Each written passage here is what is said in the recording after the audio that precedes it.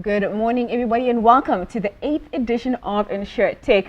My name is Notutsugo Mkhungu, and I'll be your host for this session. Now, the theme for this year's conference is InsureTech Think Again, and through the various insightful and robust discussions that will be taking place over the next 2 days, we'll be looking to reinvent the soul of our beautiful industry. This year is also the second year in a row where Cover Magazine and CN&CO have collaborated to bring you this one-of-a-kind event, so we do hope that you will enjoy what we have in store for you. All right, let me take this opportunity now to thank and acknowledge all of our sponsors, without whom this event would simply not have been possible. A huge thank you to InsureTech, who are our lead sponsor today. Genesis Technologies is our gold sponsor, sorry about that. Sapiens and Guidewire coming in as our table sponsor. So huge thank you to you for your sponsorship for this session. All right, a quick run of the order of events today. We're going to have 2 sessions in the morning. This will be followed by a break at 11 o'clock. We will reconvene at 11:30, and then we'll have the last 2 sessions before we end off at 1:30. Each session is an hour long and is a mix of presentations and panel discussions that will be facilitated by Tony van Niekerk himself. All right, we've got an exciting competition running. It is sponsored by ALS Software, and all you need to do, so you stand a chance to win yourself a DJI Maverick Mini Pro. It is valued at 8,500 Rand, and all you need to do is identify the number of times the pink and white ALS Software logo comes on your screen. It is the rotating one, so all you need to do to win the DJI Maverick Mini Pro is identify the pink and white rotating ALS Software logo on your screen throughout the day. We will announce the winner at the end of the session. We'll also be doing a couple of polls throughout the day, so we do encourage you to participate in those as well. You'll also be pleased to know that this session has been accredited for 8.5 CPD hours. The conference, that is not the session. So do be sure to stay on for today and tomorrow. Come back for day 2 in order to be eligible for the full 8 CPD hours. All right, I feel like I've said a complete mouthful. Let's get right into session 1. The topic for this is searching for the soul of an industry. It has been sponsored by ALS Software. Our panelists for this session are Tavio Roxo, he is the CEO of ALS Software; Anton Ossip, the CEO of Discovery Insure; Carly Jacobs is the head of a PNC Southern Africa at Swiss Re, as well as Greg Becker, an independent actuary. This session will be moderated by Tony van Niekerk. So without any further ado, it is over to you, Tony. Thank you very much for that introduction, and welcome. Thank you very much for everybody who joined. It's great to see so many people joining us today, because this is really important stuff for us to talk about as an industry. As we said, and as our documentation said, we're talking about InsureTech Think Again. And the whole idea with this year's conference is that we would like to just do a little bit of soul searching as to where we are in terms of technology and industry. Essentially, we are not technology businesses, we are insurance businesses, but we're getting close to a point where we could almost not distinguish. So the first session then, searching for the soul of the industry, is a session where we would like to just do a little bit of soul searching and think about where we're going, what are we planning, what is the long-term journey for insurance. So I've got a couple of very interesting people together. Tavio Roxo, CEO of ALS Software. Tavio, welcome. Anton Ossip, the CEO of Discovery Insure. Thank you very much for joining us, Anton. Then we've also got Carly Jacobs, the head of PNC Southern Africa for Swiss Re. And we've got Greg Becker, a teacher and a recovering human, as he introduces himself. He's an independent actuary that traveled the world and is currently trying to make a difference in maths and science in South Africa. So Greg, also welcome. Greg is there just to put a bit of a, I would say, a spanner in the works for us, but we will manage him as we go. But without further ado, I'm going to introduce Tavio, the CEO of ALS Software, to get us going. Thank you, Tavio.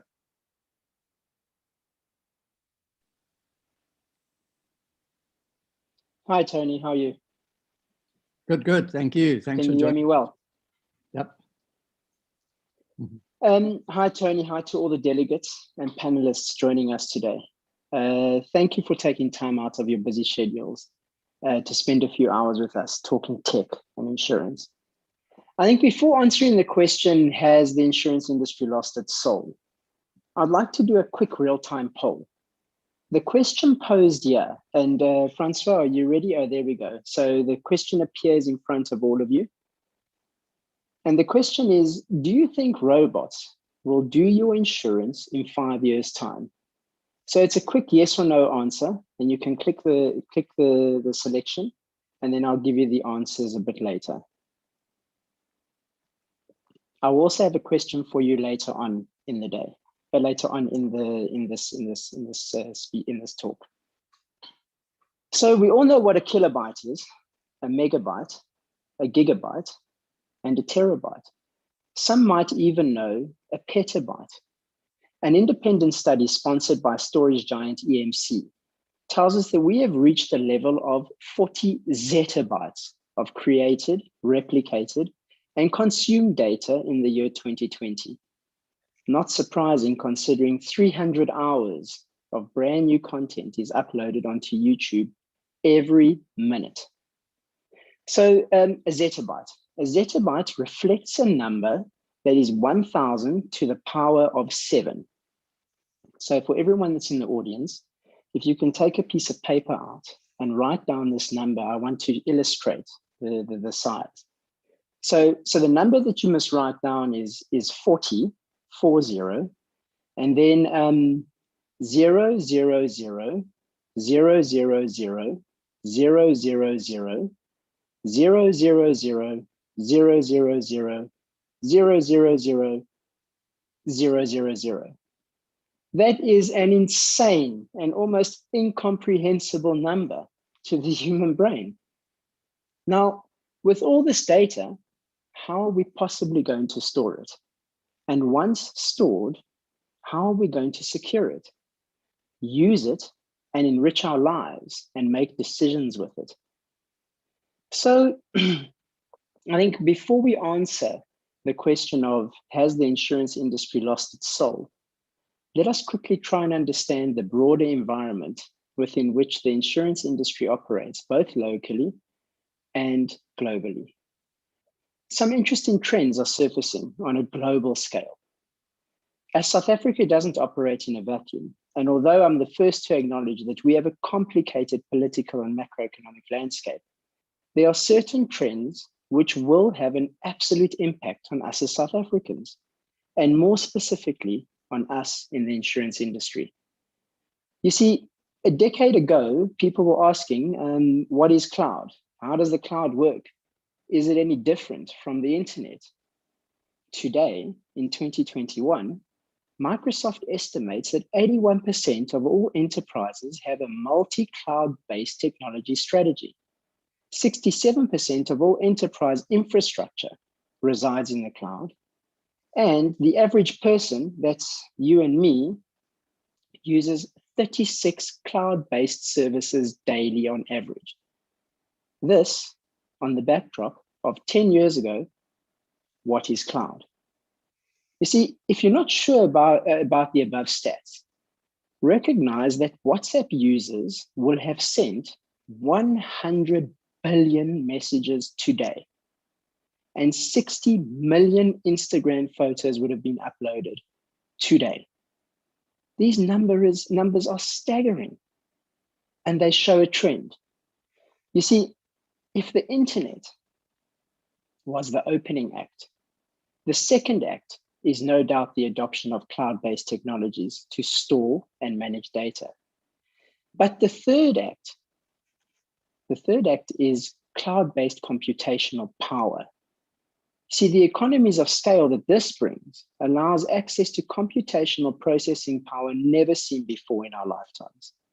In order to process these zettabytes of data, that number that I referred to you above, one needs a strong computer, a supercomputer.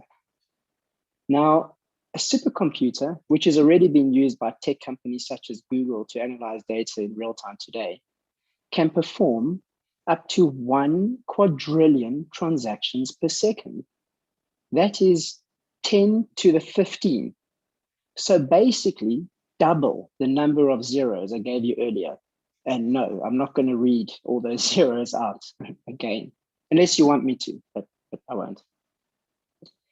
This means that with the utilization of computational power, one can quickly decipher trends and predict to a fair level of accuracy what the likely outcome will be based on hundreds, thousands, millions, even billions of data points. This is exceptionally powerful. This is exceptionally powerful in industries that require a fair amount of modeling, such as space exploration, vehicle manufacture and design, or renewable technologies and design, and of course, insurance. You see, as we move along this path of digitization, we will start collecting and utilizing more and more data points to drive decisions on risk. I was going to stop right now. Francois, can you show me that, that outcome of the poll? So it looks like, do you think robots will do your insurance in 5 years' time? We have 38% of people, 342 respondents have said yes. And 63%, the large majority, have said no. Okay. So the underwriter today asks many more questions and utilizes many more data points than it used 5 years ago. I'm sure you've seen this in your space already, where 5 years ago, the questions that were asked are different to the questions that are asked today. Data points such as vehicle data, acceleration, deceleration, Gs on braking and cornering, health data specific to an individual, hospitalizations, doctor's visits, mental health visits, etc. Environmental data, location, humidity, moisture, temperature. Public data, judgments, criminal cases, credit reports, reports on Hello Peter. Genetic data, predictability on propensities to certain diseases. Tracking data, your heart rate, your sleep, your exercise. Social media data, posts, likes, friends. I mean, the list goes on and on. So if the internet was the first act, cloud computing the second act, computational magnitude the third act, then the fourth act will no doubt be the secret sauce that will stitch all of this together. And that fourth act is the use of artificial intelligence, and more specifically, machine learning to predict and resolve outcomes. You see, with all the data in the cloud and all the necessary processing power required to decipher complicated and large data sets, AI is the umbrella term used to refer to machine learning, neural networks, deep learning, robotics, computer vision. Today, I'll touch on machine learning. So machine learning algorithms are able to learn from the past and predict an outcome in the future based on the learnings from data sets, including actions over time. A good example in the real world today are the machine learning algorithms that seek to identify and eliminate certain types of emails because they are spam, for example. So if you and 1,000 others mark an item as spam, the algorithm and now the system understands that email as spam. In our insurance world, by way of example, when an email from a policyholder hits the underwriter, the machine learning algorithm filters it, assigns it to the relevant department, and then to the relevant user. And some systems go so far as to predict the exacting nature of the email request and pre-populate the policy administration system with the expected changes straight out of the email.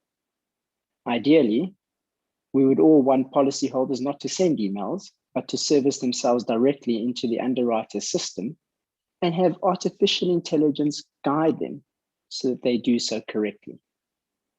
So artificial intelligence overall, therefore, as a concept, seeks to take the above behavior of predicting based on previous outcomes or data sets and expand on it. so as to artificially create a new course of behavior based on an intelligent interpretation of the data set.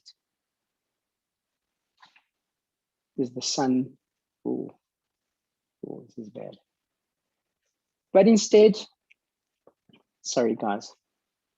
So in our above example, AI should then understand that a new email that has been received is automatically identified as spam before it even hits the user. Or in the insurance space, to not have the policy servicing request, because as the underwriter, you already know what the request is and have already actioned it, i.e. they've upgraded their car, sold their house, changed their wife or husband. But instead of feeling overwhelmed by all of this, all the audience members ought to know that technology providers such as our software and some of the others represented here today and tomorrow are already thinking about all of this. We have already incorporated data consolidation and interpretation technologies, as well as embedded AI and machine learning prediction technologies into our system, all so that the user can click a button and get an answer. Because an insurer can understand the risks so much better through this convergence of technology and data, the natural evolution is that pricing risk becomes more and more accurate and individualized. This will ultimately reward an individual or entity who behaves in accordance with the insurer's expectations and will penalize the individual or entity who does not. But I venture to say, is there anything wrong with this? Anyways, thanks for listening. Oh, before I forget, I'd like to ask that next question. So, Francois, and the question is, do you think that robots will do your insurance in 5 years' time? Thank you very much, everyone. Thank you, Tony.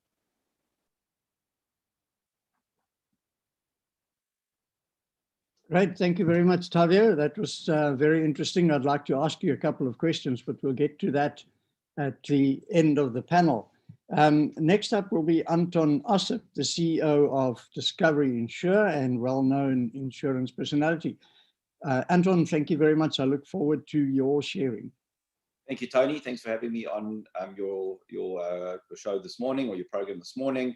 Looking forward to the panel discussion. I'm going to just share a couple slides just to kind of set the scene, and I can show you myself and Tavio didn't speak before, and we didn't share notes, but there's, I think, a lot of overlap in terms of what was discussed. So I'm really going to, I guess, position the thought that pricing has really moved from being static to dynamic. And in doing so, it actually embraces and it creates opportunities for people to join the insurance net as opposed to the other way around. So firstly, maybe a little bit of kind of a step back in history. Insurance has been around a long time. We know the stories from 3000 BC where ship merchants used to take their goods and split it across a number of different ships as a way to reduce risk. Or the transfer that those ship owners had many years later, when they basically paid more for the cost of finance for those journeys, and they didn't have to pay back the finance if the journey never got completed and the ship sank along the way. To the coffee shop of Edward Lloyd in 1688, where it became more formalized in terms of insurance contracting, and became really the sort of the centerpiece of marine insurance, and has obviously expanded into the well-known London market as we know today. To insurance pricing from a car insurance perspective in the late 1800s in Dayton, Ohio, where Gilbert Loomis took out the first car insurance policy. And I'd argue that insurance continues to evolve, and the bringing in of telematics and using technology to be coupled together, with hard data and coupled together with the concept of risk pooling, really sort of taking insurance to the next level. The evolution of pricing has followed a similar kind of trajectory from the early days, where it was very speculative, There was no way of predicting accurately what the risk it was of a particular ship going down. And therefore pricing was really sort of a willing buyer, willing seller basis. Years later, I think, insurance companies and actuaries started getting involved, and underwriters, realizing that insurance pricing is really about trying to predict the future. And if you could use demographic factors as accurately as possible with the data that it really gave to try to predict based on someone's age, where they live, what car they drove, maybe even the color of their car, you could reasonably predict in high numbers, what the chance was of having an accident or having an insurance claim, and what the size of their claim would be. But I'd call those factors really static factors. They're factors that you couldn't change. You can't change your age as much as you'd like to try. Many other things you can't change. They're just a circumstance of where you live or what you drive. And factors such as your claims history or the way you pay off your debt became insurance factors that insurance companies started looking at over the last sort of 20 or 30 years or so, across the world. No claims discounts, credit scoring, both of them having a very high correlation with the chance of having a claim. And I'd say that the next evolution really is now about behavior. It's not about, and it's about behaviors that you can change. Things that are not static, they're things that are up to you as the customer ultimately to change. And by doing so, you can ultimately drop your cost of insurance and make insurance more affordable to many, while simultaneously ensuring that people pay for their risk and they don't pay for someone else's risk. So I believe that bringing in behavior into the net has made insurance really sort of more available to to a greater portion of the potential insured population. This is really the sort of genesis of our shared value model that we're well known for at Discovery. We've been doing this now for the last 30 years, and it started really out in sort of the health space and then moved to the life space, where we realized that risk is not static. Risk is behavioral. And that ultimately, if you change your behavior, if you get healthier, if you live a healthier life, if you eat better food, if you go to gym, you can ultimately change your chance of having a chronic condition, which ultimately results in 60% of all mortality, all deaths worldwide. And really sort of shifting the curve and bending the curve of mortality is really what has become the sort of the cornerstone of our business, and really sort of driven everything that we've done as an organization. This led us to the world of motor insurance, where we really developed 10 years ago this year behavioral-based insurance as a real disruption in traditional insurance pricing. Where in the past demographic factors was the only input, this is really behavioral-based pricing, or shared value insurance as we call it, is really built for the individual. It allows them to influence their price and change the effective cost of insurance. It means that the cross-subsidization falls away. And that the good drivers don't pay for the bad drivers, or good risks don't pay for the bad risks. It gives full control over the individual to be able to control their own insurance price, and therefore creates a high level of engagement with the insurer, creating a longer lasting relationship and a more interactive relationship rather than a transactional based approach. So that, I'd argue to you, is kind of the next disruption of insurance, the next evolution of insurance, where we've taken really sort of the basic concept of using demographics to price. We've introduced telematics as the first step, as the way of bringing in an important rating factor, but then really shifting it another gear to say that ultimately it's about your behavior and about how you change your behavior that ultimately results in what your true price of insurance should be. So it's not about exclusion. It's not about making insurance only available, or a price to the point that it's only available for some, but actually making it available to more, because ultimately, you could be an 18-year-old, you've just got your driver's license, you're driving a fast car. If you drive well, insurance should be well priced for you. And that, I believe, is the future of insurance. So I'm going to stop sharing. Tony, I haven't got any polls today, but looking forward to the discussion with you and your panel after this. Great, thank you very much. Thank you very much, Anton. That was very interesting. Yeah, definitely we're going somewhere in terms of individualized pricing. Next up, I want to introduce to everybody Carly Jacobs. And Carly Jacobs, Swiss Re, head of P&C Southern Africa. Carly, It was great chatting to you yesterday, and I look forward to what you're going to share.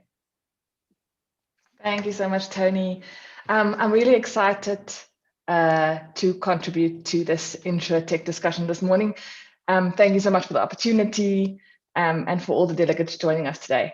I want to bring parametric insurance to this panel discussion, a valuable concept that complements traditional insurance products.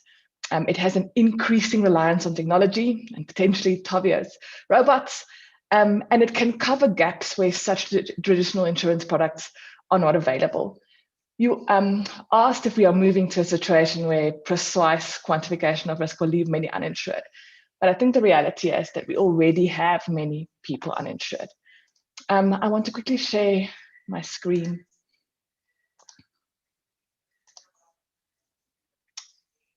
So I think although parametrics are extensively used in other jurisdictions around the world, it is really in its infancy in South Africa. And at the outset, I want to highlight that the concept is on the agenda of our South African regulators, as currently parametrics is considered non-insurance business in South Africa. But I think including the use of parametric products into the scope of our insurance industry offering is a critical consideration in making our country more resilient. So Tony, when you speak about searching or reinventing the soul of our industry, how we use technology and its advancements, and as Anton also showed in his presentation, we also have to use these advancements in technology to increase our reach and to have a bigger impact and a relevance. And parametrics is a perfect fit for this mold. So as a purpose statement, Swiss Re makes the world more resilient. And I think looking at our purpose as an industry, we need to put the customer at the center, consider the needs of our potential client base, and design our offerings around the needs of our country. I want to start with talking a little bit about South Africa. Our insurance industry in 2020 had premiums that's across all lines of business of around 670 billion rand. Non-life insurance premium is around 120 billion in 2020. That's about 2.5% of our GDP. So the insurance industry in South Africa, and non-life specifically, is by no means a small industry. But yet our insurance penetration remains really low. So if we look at global protection gap for natural catastrophe on the screen, we can see that we are not yet making a significant progress in narrowing the difference between economic losses from natural catastrophe and insured losses over the last decade.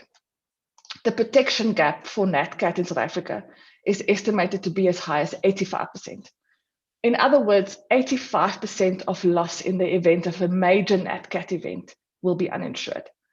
And therefore, South Africa's resilience to absorb such events is incredibly low. So parametrics can play an important role in narrowing this protection gap. It can address the financial needs of our government, of companies and of individuals. There are products available for state, commercial and consumers already developed and being enhanced over time in the parametric world. So maybe just quickly, what is parametrics? So there's not really just one definition, but a good way to look at it is to say that parametric insurance is an instrument where the payout triggers based on the occurrence of an event, not the insured loss. So a couple of quick examples for an earthquake. You would look at the magnitude of an earthquake on the Richter scale, and then also the radius around an insured risk. And if the earthquake epicenter is in that radius and has a certain magnitude, there will be a payout to the policyholder.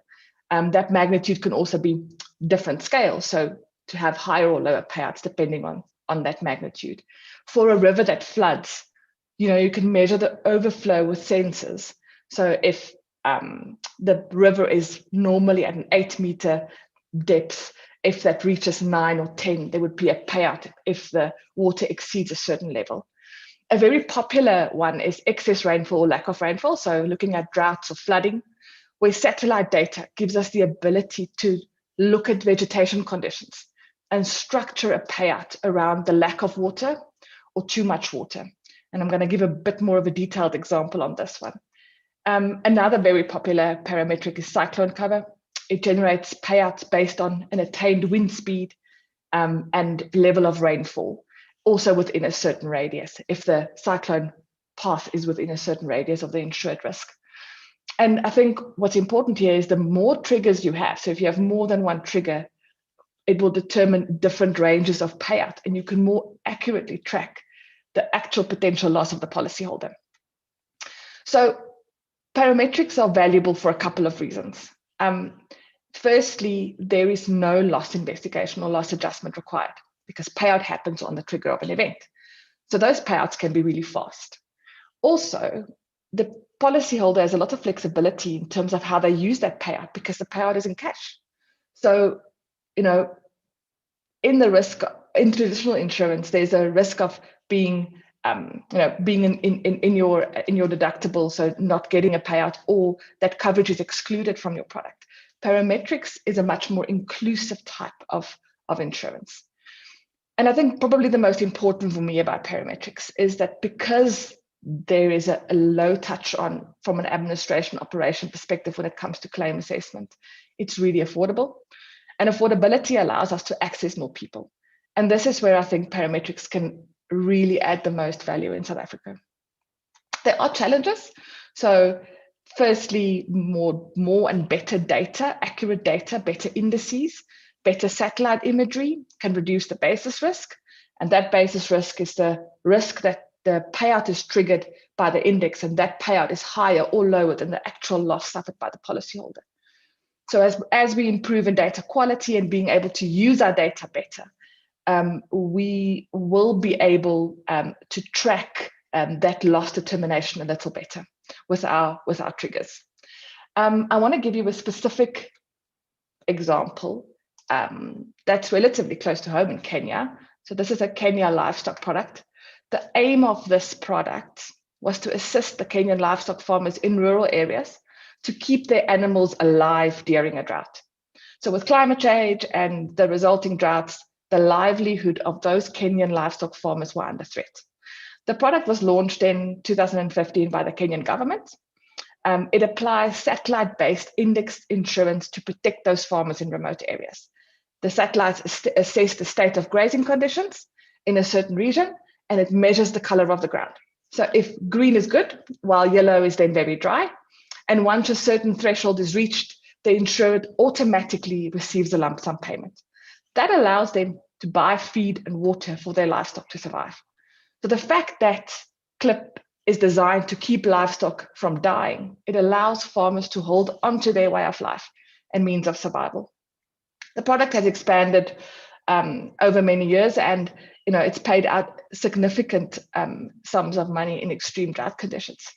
So this is also a perfect example of where technology improves our ability to offer a product more accurately. So originally, this product used rainfall data from weather stations on the ground to trigger the events.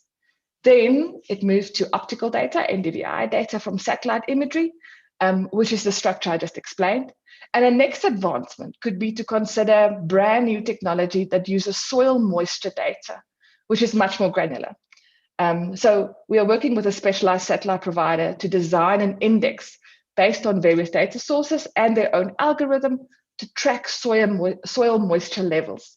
And that will improve the accuracy of these trigger points. This product also uses a mobile payment platform to collect premium. So again, extending the reach and the ability of a parametric product to close the protection gap for farmers in Kenya. So just to summarize my brief story on parametrics, parametrics is an inclusive insurance product. It is also an evolving insurance class, and with technological advancement, it can improve our ability to offer products affordably, fast payout, broad coverage to narrow the insurance protection gap. So as an industry, our purpose should include extending insurance protection to those that doesn't currently have it, and thinking outside of traditional insurance products will be required to get us there. Thanks, Tony.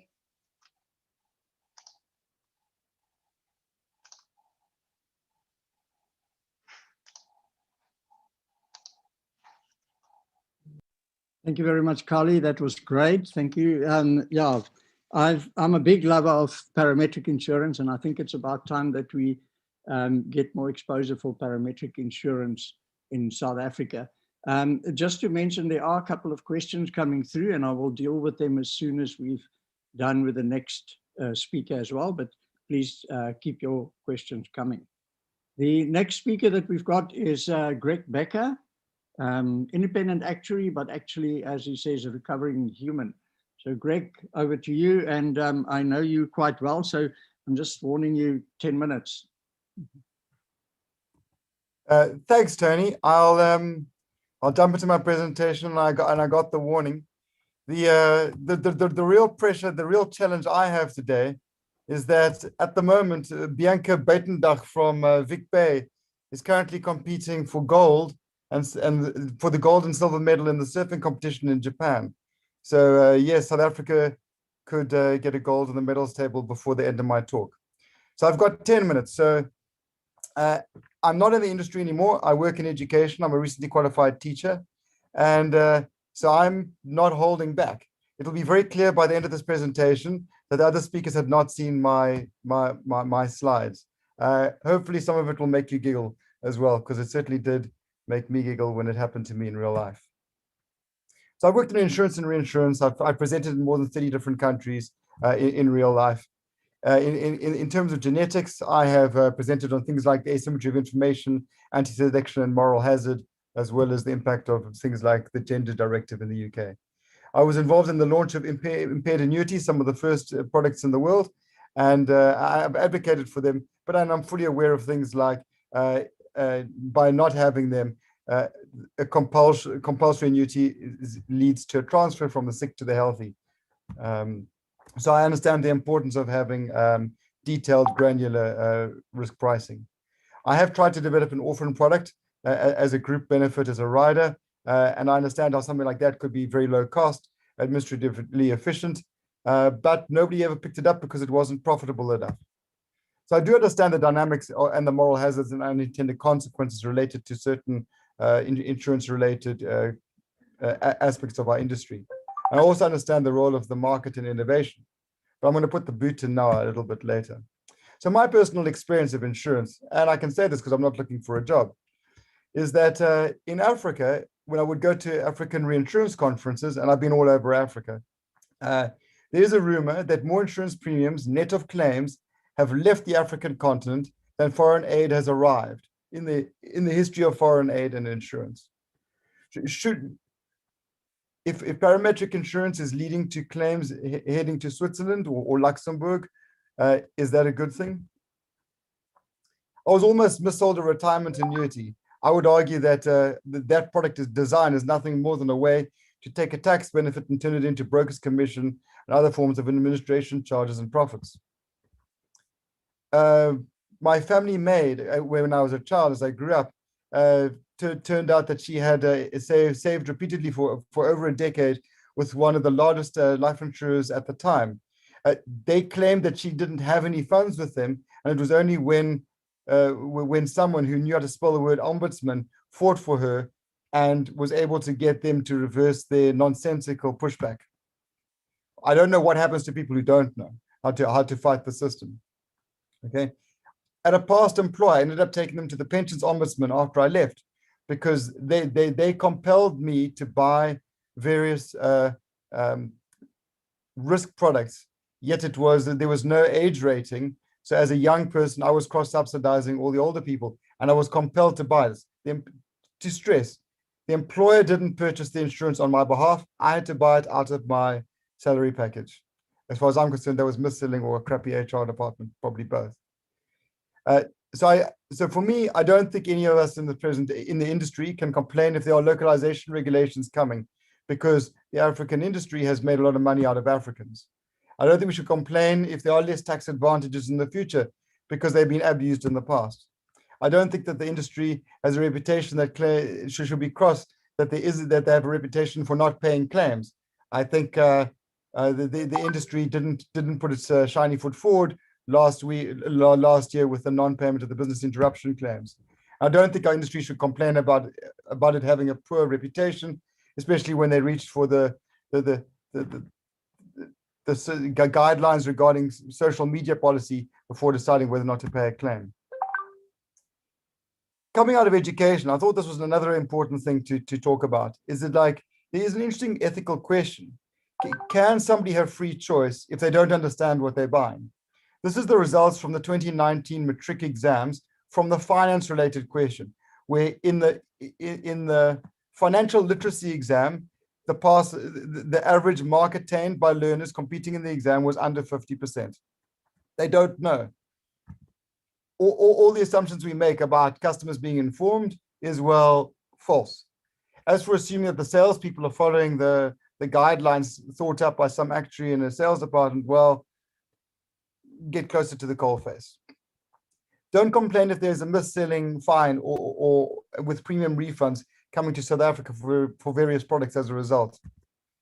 I worked with the UK, and they worked in the UK, and I was, whenever I traveled for about a period of about a year or two, the most common question I would get from people in Italy or Japan was about the UK mis-selling scandal. The fines and the repayments have amounted to more than £10 billion. The craziest irony of the situation is that by my maths, that business line was still very profitable. It was so profitable that the claims ratio was a single digit. When you have premiums of 40 billion and your risk cost is under 10%, if you have to pay 20 billion in fines and payments, it's a net good. That doesn't make it ethical though. Good business, but bad business, because in the long term you trash your reputation and the industry goes into decline. But I thought I would leave the funniest for last. And as I said, I did not see what the slides of the people before me presented. So here you go. Okay. This is my personal experience of a large South African financial institution. And I don't know how to cancel, in this case, my banking product. Okay. I've tried to contact them. They do not have an email on their website other than that of the investor relations. So I contacted them. They replied to me, but have not helped. I've logged my comment on Hello Peter, and they have not responded. I went to their chatbot and looked for a solution, and I will share the slides over the next few. At the end of this week, and then I don't think we need to have a poll to decide whether or not any of us will use robots in future to do our insurance, because this will show you that robots are unable to help, or you can decide if they help me, and you'll be able to see whether or not chatbots are part of the future, or behavioral insurance, I think, as somebody spoke of earlier. Okay, so when I requested that I cancel my bank account, I was told by the chatbot, you currently do not have an active bank product. So I then replied, well, please stop charging me for it. We kept going. I asked if I could make a complaint. Number 5 was not banking in this case. It was something else. I'm just blocking it because that was something unique to that company. I don't want to, I'm not in the business of outing anyone here. I'm just trying to point out that the stuff ain't is good in theory, but not always in practice, okay? So we kept going. And if you look over here, they basically, I started complaining, and they ended up sending me the suicide helpline number, offering me the suicide helpline number as an outcome. To note, they did not solve my problem. I still have this product. I am unable to solve it. I don't know what I would do with 5 minutes with these guys, because 5 minutes on their call center will get you nowhere. If their big data analysis was sharp, they would note that I lost my card in 2019. I want nothing to do with them. I do not, and all I do is pay fees on a monthly basis. It's like a tax. It's a penalty for having done business with them in the first place. So does the industry have a soul? And I would ask the question, actually, who did they sell it to, or who stole it? I think if we look at this, we could argue that maybe the start might have been with demutualization. Until then, mutuals there was an alignment of interest between those who paid claims and those who paid premiums and those who were the beneficiaries of claims. I think at the moment it's more a situation of insurance executives may have the thought, if I play these claims, I lose my bonus. I mean, I once had to explain to a reinsurance executive that I would not negotiate a claim where we did not have evidence that we should refute it. I was so frustrated. I think there's also a lot of what I would call confusion marketing. The mere fact of being told that I could do something with 5 minutes with that one organization, as an example. It's not, look, to be clear, it's not just a South African problem. And I know that South African, I even know of a South African actuary who left his job at a Chinese insurer because they unplugged the phone in the claims department once they'd received the annual claims quota for the year. And I didn't even have time to touch on all these other things: medical claims administrators, medical aid companies acting on behalf of the politicians, not their members' interests, very profitable non-life companies still, taking small business, the COVID business interruption, the gender directives, and the ethics of using various rating factors. How do you weigh up the ethics and fairness with social media? Because that seems to be the driving factor at times. And is that ethical in and of itself? There are solutions. I think there could be things like wide-ranging things like ethics training, fines, compulsory, consciously hiring noble leaders, whistleblowers, empathy. I think we need to rethink how we do insurance and not focus on the bottom line if we hope to grow the industry in the long term. I hope you found this interesting.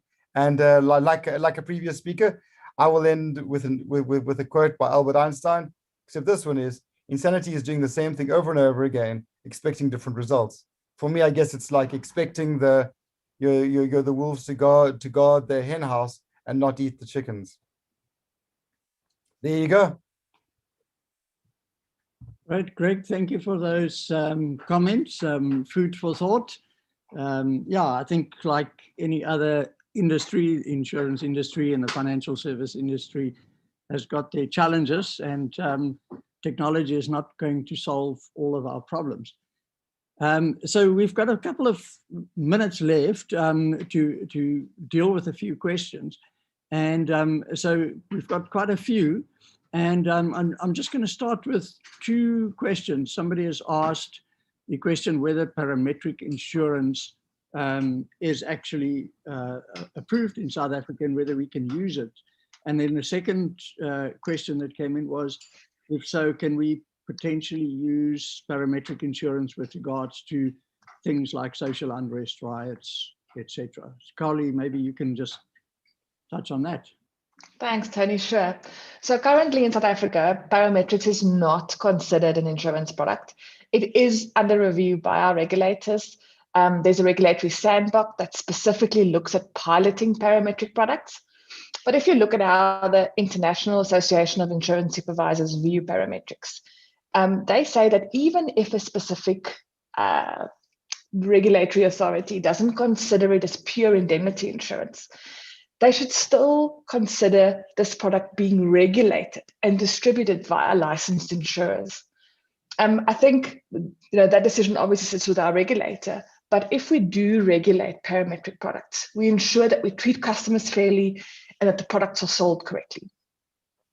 On the question of parametric products for riot and strike, in other territories, there are businesses that have purchased parametric covers to provide predefined payments for loss of access to their business premises resulting from closure due to public authorities or threat of terrorism. So for riot and striking, parametric products is something that we can develop. We've seen it working elsewhere. You could also consider a payout to the government, who will then distribute the funds as appropriate. So it should definitely be possible as a consideration to expand the scope of parametric products. Great, thanks, Carly. We also had a question for Anton, an interesting one, because I think, Anton, we had a similar type of thing sometime before with Discovery Health's data. But the question is, do you think that historical driver behavior data should count towards and be available to the advantage of an insurance person to own the record of data for insurance outside of Discovery Insure if they choose to use it, much like a credit score or a health score today? It's a tricky one because, I mean, obviously that data also costs Discovery money. But Anton, I'll leave that to you. Yeah, I mean, you're right. So we obviously spend a huge amount of money in terms of providing the technology and effectively getting the data. But in reality, you know, the client has access to our, you know, scorecards that we provide. So the client does have access to his own data. So if, you know, if you wanted to use that data, there's nothing we could do to, you know, to stop it. I mean, at the end of the day, it's a client's ability to use that data, you know, as they please. So, you know, so from that perspective, you know, I guess it's a piece of record that the client has, and the ability to kind of, you know, take with them or use with them. So I'll just kind of answer it as that. Yeah, thanks, Anton. Thank you. Yeah, I mean, we've got 5 minutes left. So what I want to do is I just want to go around the table. I think for me, you know, we've got a varied sort of angles now to where we're going with regards to insurance and what the aim is. And my question, looking at all the 4 presentations and the opinions here, maybe just going around the table and asking each one of you for maybe one sort of specific point that you think we should focus on to ensure that we don't lose the soul of the industry. And let me start with you, Greg, because then the others can also answer to what you're going to say. Okay, so I'd like to start with thanking Anton for reaching out to me. But I think this is a great example of something else that happened to me in the last year or two. There was a funeral plan. You know, what are these guys that phone you incessantly and drive you nuts? And I ended up joining the CEO of the company on LinkedIn. He accepted my invitation because I have thousands of contacts and we had 50 people in common.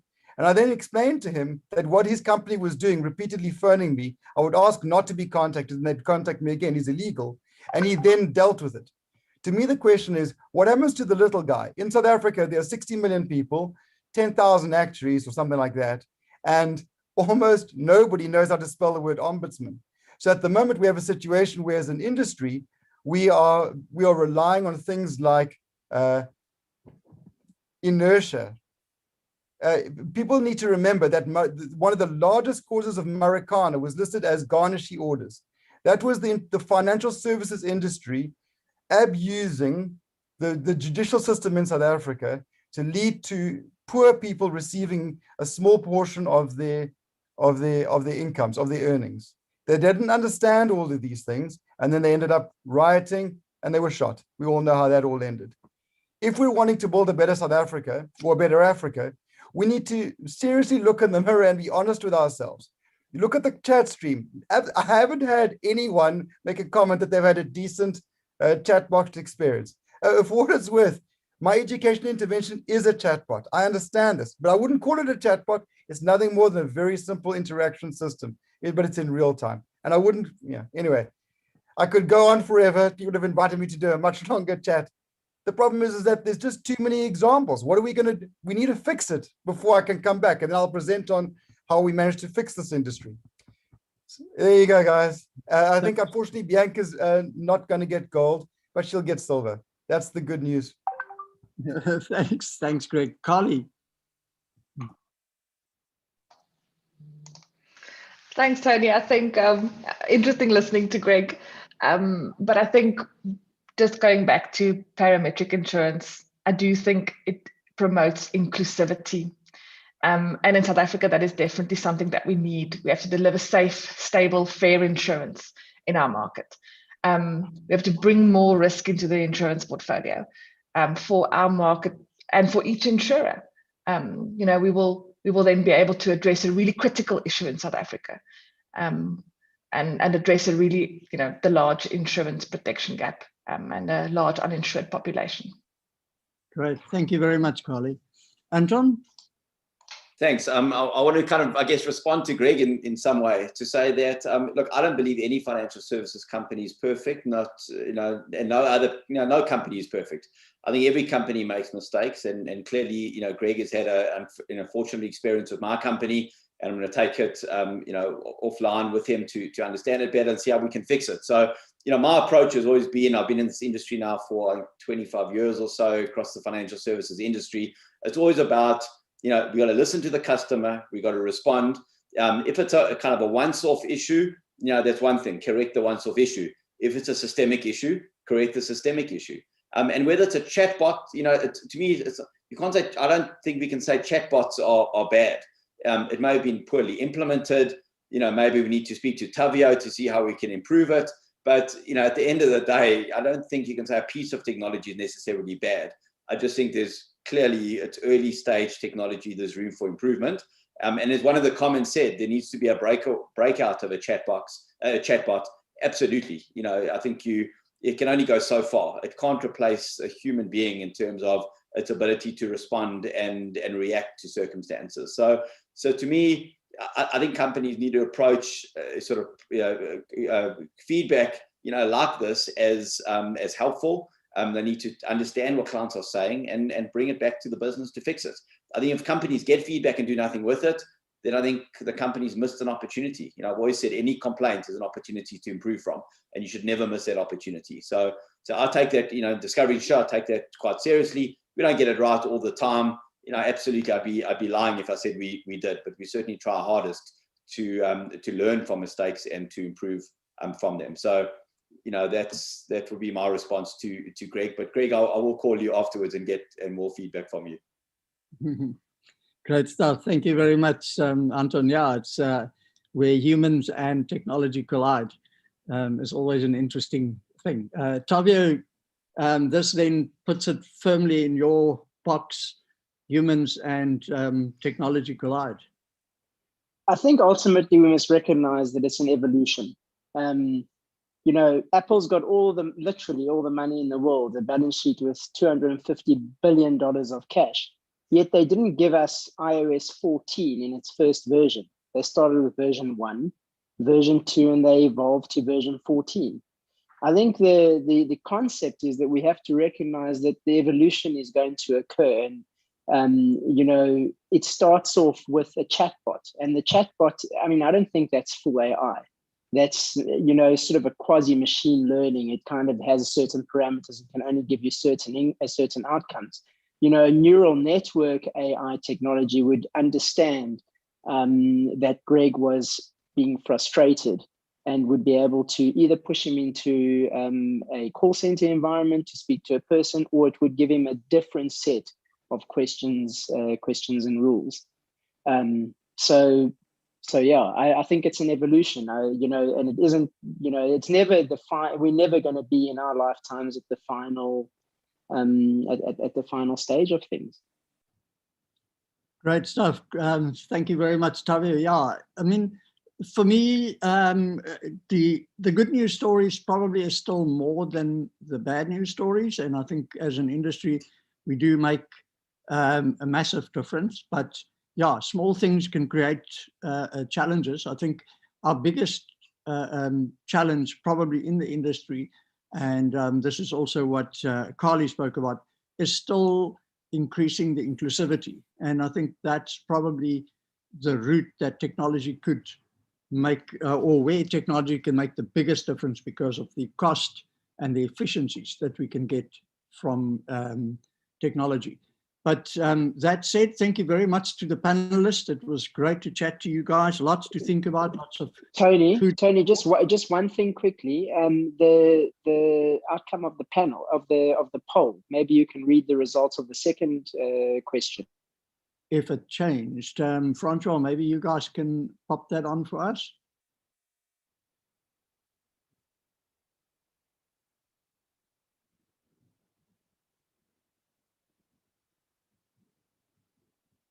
Okay, there was a slight change, Tavio. Great to see. Yeah, but we're still safe.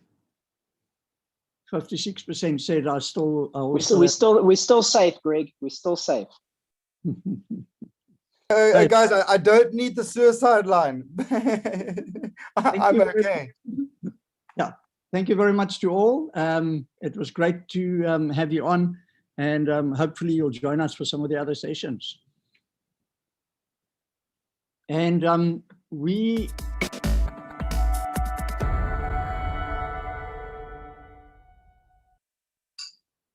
What a way to kickstart InsureTech 2021. And judging from the activity in the chat box, our attendees seem to be enjoying it as well. So huge thank you to our panelists for your valuable insights. We do appreciate it.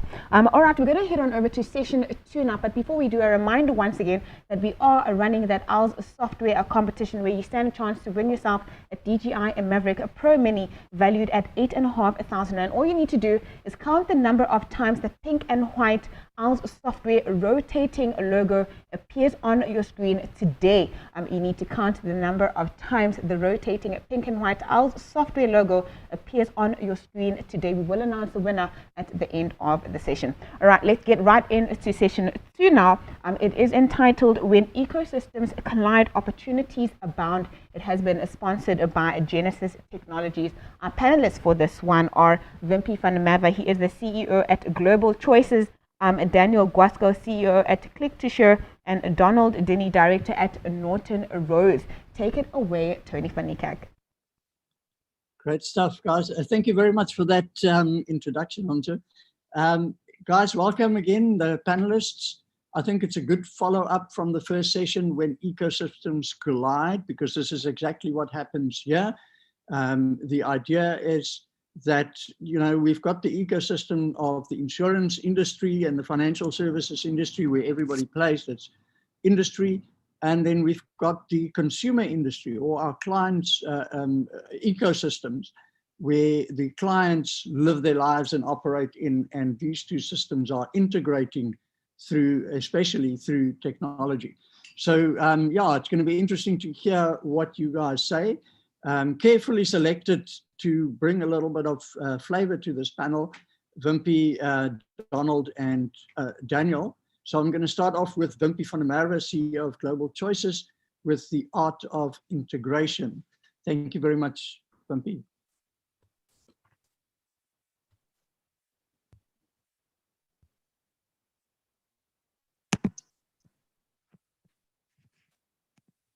Thank you, Tony. Much appreciated. I'm just going to share my screen. And you see it. Okay. Thank you for this opportunity. I'm just going to give a quick introduction just to what we do and how we integrate our solutions and the role technology play in our world. So we are a 24-hour emergency and assistance services company. We provide solutions to the insurance industry, life insurance and short-term insurance. And we're also a digital claims management and solution company and resolution company. And then we got a company that develop our digital solutions and integrations with all the different products and services we provide. We focus on the customer experience, and that's where we start. It's the customer experience and work our way back. And during during an insurance risk event, and we look at all the different touch points and the focus on those touch points to see how we can actually improve them and make them better, and what the client will experience. And we then will introduce or innovate new digital solutions and products or services to help that. And underlying all these services and products is actually the design thinking principles. So design thinking is to anticipate the human interactions or experiences, and then to deliver innovative solutions for those customer experiences. And, you know, we use our digital solutions, emergency solutions, to optimize. So we actually look, when we get a phone call in, how can we optimize that event that we get, and what we can all do simultaneously around that specific event, and what information we can gather or what information we have access to help the process going forward. So the principles of design thinking, or the foundations of design thinking, is based on empathy. We are in the service industry, and as I mentioned, we start with the customer and go down from there. So we use empathy to unlock key insights to the customer, and then targeting those needs, and to find game-changing products using services, products, and digital solutions combined. So the basic breakdown for us is of a digital a risk event of a customers. We normally, the beginning of the risk event, we get an emergency phone call, and then what can we do better in that specific event? And then we regard it as the beginning of the claim. And we develop certain solutions for that, and then take it to the next level. But the whole thing that combines all these different levels is actually to have a digital platform that can give all the parties involved with that digital risk event and the insurance companies a single customer view. So just a quick background, emergency call center, we can get an alert from a telematic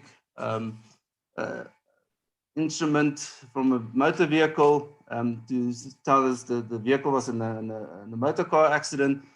And when those events start, those protocols for an emergency start, then we start focusing on all the other different levels of services. The clients can contact us through a branded app or a live video streaming service that we also provide to our clients. And then at the end of the day, when the whole risk event is finalized, is that we capture all the information. We went into the policy system to actually extract the policy, the asset under cover and information, and then pre-populated the digital claims form as well for the customer. One of my personal pet hates in the insurance industry is to get a blank claim form.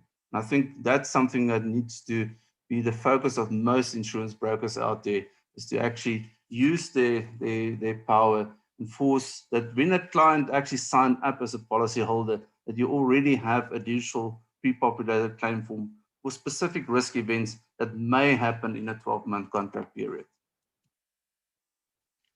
So what we've done over this last 5 years is we created a digital collaboration platform and solutions for insurance companies that are available 24 hours a day under their brand. So one of the latest technologies we introduced is our Live 24 Assist and our live video streaming services that we utilize, and it can be incorporated into an app. It's incorporated into our call center. It's a very simple functionality. We send a SMS to the client. When he's at a risk event, like a motor car accident, he gets an SMS, he opens up, and this on his cell phone, this menu that can be changed or adjusted to different protocols that you want for a specific event. And a person can then speak live to the call center agent via that functionality, and it gets recorded in the cloud. And if the person is in such a state or position that he can't really talk, then we use our service providers with the same platform on the same claim number, etc., and gather that information and then start creating. So we can do an emergency risk event, and then it can also be utilized later for an assessment purposes as well. So that's how we integrate the technology for all the different touch points during the risk event. We also incorporated security. Just press a button and for armed response if you subscribe to that service as part of your value-added products and services, or we will still facilitate that, but a client needs to pay for the call-out fee, etc. But if it's part of his package, then there's no cost involved. So all the different platforms is also to keep that human touch, the human touch of you can have a live chat to the call center agent or the case manager on your emergency event or on your claim side as well. You're not talking to a bot. Bots will follow, but I think we'll still the empathy of bots are not there developed yet, or it's not intuitive yet. Self-service claim forms that after your risk event that you can fill in from your cell phone or your laptop or your computer at home and then submit it. And all the parties that's actually been designed around the protocol to receive that claim form will get it as well and can view it. So just on our approach in the company is that technology is very, very embedded into our future. It's an advancement. It's part of the fourth industrial revolution. But I'm a designer by nature, design thinker by nature. So empathy cannot be replaced by technology. So we will all still have to be part of the whole journey. Thank you.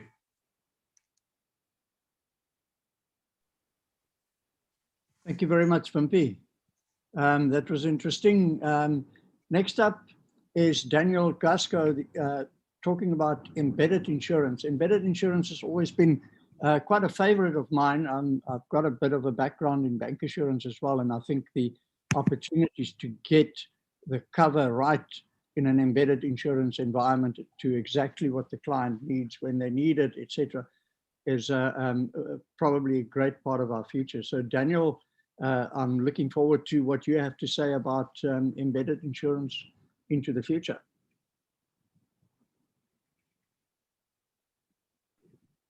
Great, thank you, Tony. Thanks very much. I'm just going to quickly share my screen. I don't want to bore you too much with too many slides, but I've got a slight overview of kind of what we do. Just give me 1 second. And I think you should be able to see that round about now. So maybe just as a quick overview in terms of what the show is about. I think you can see my screen, right? Yeah. So we're a cloud-based modular software as a service solution provider. We enable either insurers directly who are looking to offer insurance more in a more digital sort of API first manner. Alternatively, we service affinity partners like retailers, financial services companies, telcos. We service the biggest retailer in Africa at the moment, enabling the insurance both from distribution, administration, and a reporting perspective. So the types of environments, I guess, that we are looking at is sort of higher volume, lower premium type opportunities. And I guess that's by virtue of this embedded insurance opportunity very much suited towards that.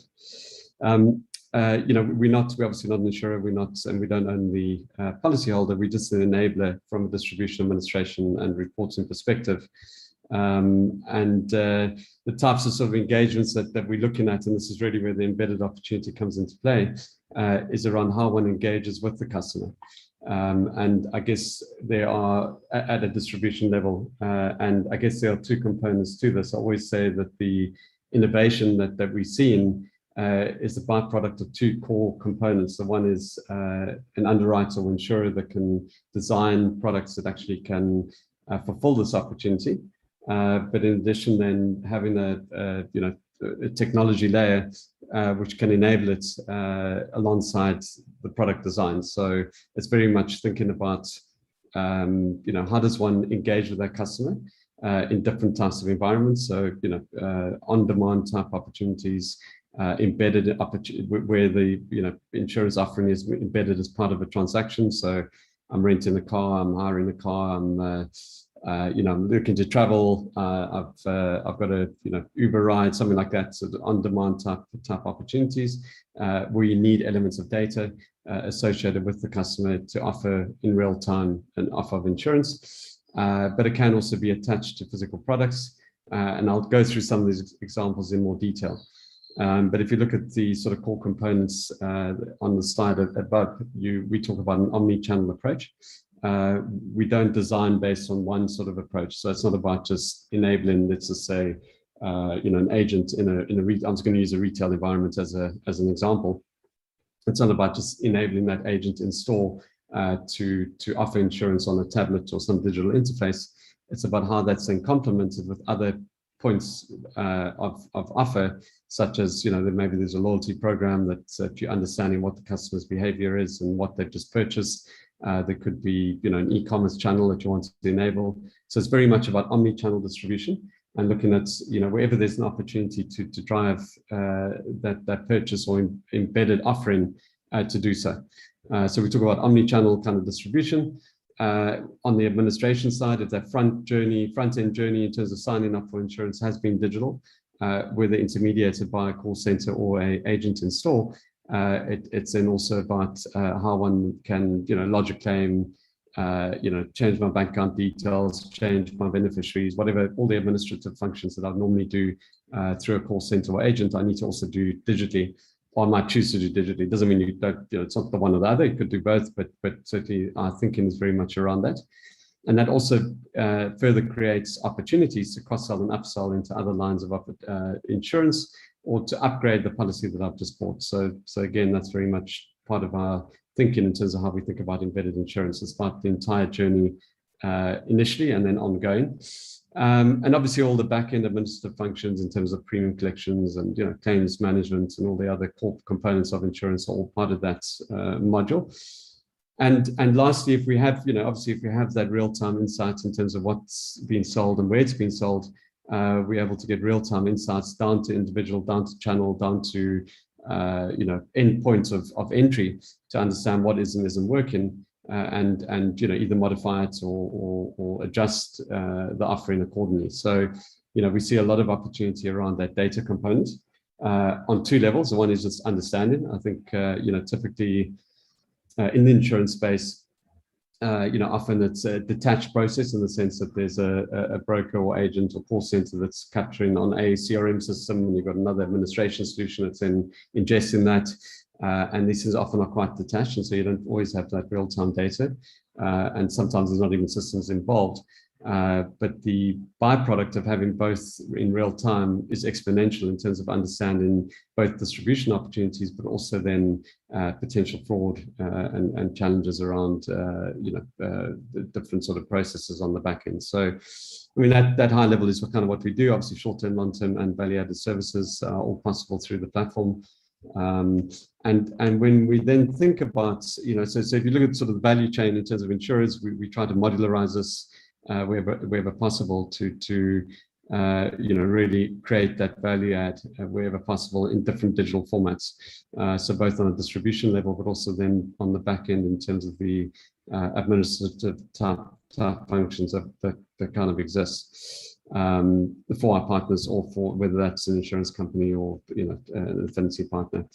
So maybe just to kind of make it quite real in terms of how we think about this embedded opportunity, and maybe just to mention it's not we're not just distribution. I think often people get confused that we purely a distribution that we can't just be that, because obviously the platform is modular, so we can just offer that omni-channel opportunity. But it's not just about the distribution part. It's about the entire journey, and it's about how one manages that entire journey. And all three are key: the distribution, administration, and reporting. But I'll refer to some examples here. This is what we call basic integrations, where it's things like websites, engagement, social media campaigns, email databases, SMS, smart SMS type engagement, where you have maybe a mobile number, self-service terminals through which obviously a customer can onboard, and call center or agent broker networks where you could potentially engage with the customer. And we call those basic because in these examples, we don't really know, we might know limited information about the customer, and they're quite traditional by virtue of what they are, in the sense that we don't, we don't know too much about the customer. We also don't know too much about what they might be interested in or looking to insure. It's really just more of a marketing campaign. And often when we talk to, traditional insurers and partners out there, they talk about being digital first, and a lot of it is about this layer over here at best. The way we like to think about it is beyond that, around how can one more intelligently integrate into different types of environments, and I'll reference some of them here. So the one is where you understand something about the product, and both these refer to that. The QR code or the blister pack, by virtue of where it's placed, would have embedded into it understanding of what the insurance product is that you're offering to the customer. So if maybe we just think about the blister pack in a retail type environment again, and it's not specific to retail. It could be financial services environments, it could be telcos, it could be motor dealerships, whatever it is. But I'll just reference retail for now. You take the blister pack in a checkout aisle. It's 100,000 Rand funeral policy. You take that blister pack to the till point, and when the teller scans the serial barcode on the back, it prompts the teller for the mobile number of the customer, and immediately runs that customer into a sign-up process through USSD or smart SMS. And so we call it partly intelligent because we know what the customer's buying. They're buying a 100,000 rand funeral policy, but it's not necessarily, we don't know who the customer is, and so we run through that process. Maybe referencing the QR code, where again, this is quite an embedded type transaction where, on that mobile phone that you just bought, there's one agent in a retail store, thousands of customers coming through there, but the opportunity to put a QR code that's preloaded with an offer of insurance on that physical product, whether that's a sticker on it, insure me here, scan the QR code. It could be a flyer inside. There are many different points where that could be, engaged. Can offer an opportunity to insure that device, outside of the retailer's environment or once they get home. Different applications for this. But what we do see happening now is partners actually embedding an offer as part of the purchase. So, buy this mobile phone and you get, cap policy 1,000 Rand free if you buy this device today. And that's, sort of embedding that proposition of insurance as part of the, to get that conversion into sale and offering real value to a customer. And I guess in these, we call, intelligent type integrations where we know a lot about the customer, we know a lot about the insurance product they're looking to buy. And so I'll just reference a loyalty program. So, bigger retailers in different environments know a lot about their customers. They know what they're buying, they know how much they're spending, they know what the item is that they just purchased in their retail environment. So the ability to ingest that information and immediately target that customer with a customized offer of insurance aligned to what they just bought is again an example of how one can sort of embed as part of a transaction. And similarly in the e-commerce environment where, on checkout, it's not about running them into a different flow of sign up. We already know who the customer is, we know the item they're buying, and we know the value of that item. And literally on checkout, one can offer, a policy that's part of that purchase flow. So that's very much how we think about, about sort of the insurance opportunity. I just want to quickly show you the customer dashboard. Beyond that initial sign-up process, it then empowers the customer to manage elements of insurance. So, either buying enhanced or other lines of insurance beyond that initial point of engagement. So yeah, I think high level, that's, obviously the big data reporting aspects that come out of that is also pretty useful too, as I mentioned earlier. But at a high level, that's how we think about it. And I think what we've seen happening more and more, certainly in different channels that we are engaging with, is this belief that ultimately it's insurance is sold through by an agent or broker and in a call center. Of course it is, and that's the majority of insurance today. But what we are seeing is a number of growing opportunities associated with embedding as part of a purchase, as part of a transaction, and the value that can be extracted from that. And in the sense of both from a customer perspective, having enhanced value as part of that purchase process, and a real benefit in the sense that they've now got the device, or they've got coverage, or they've got some sort of element of insurance beyond that. Has been a massively growing part of the industry. I mean, we talking about many billions in opportunity size right now, because a lot of customers are just quite simply sick and tired of being hounded by call centers and agents and brokers and SMS campaigns and whatever, and actually choosing to sort of engage in their own space and time. I'm certainly not advocating that the days of brokers or call centers are gone, but through real-time data, through real-time insights, one can just offer a customized proposition specific to me as related to what I've just purchased or what I'm doing. It's just that much more applicable and that much more appropriate, really. So yeah, I guess that's how we think about the embedded insurance opportunity at a high level. Great, thank you very much for that, Daniel. Yeah, I think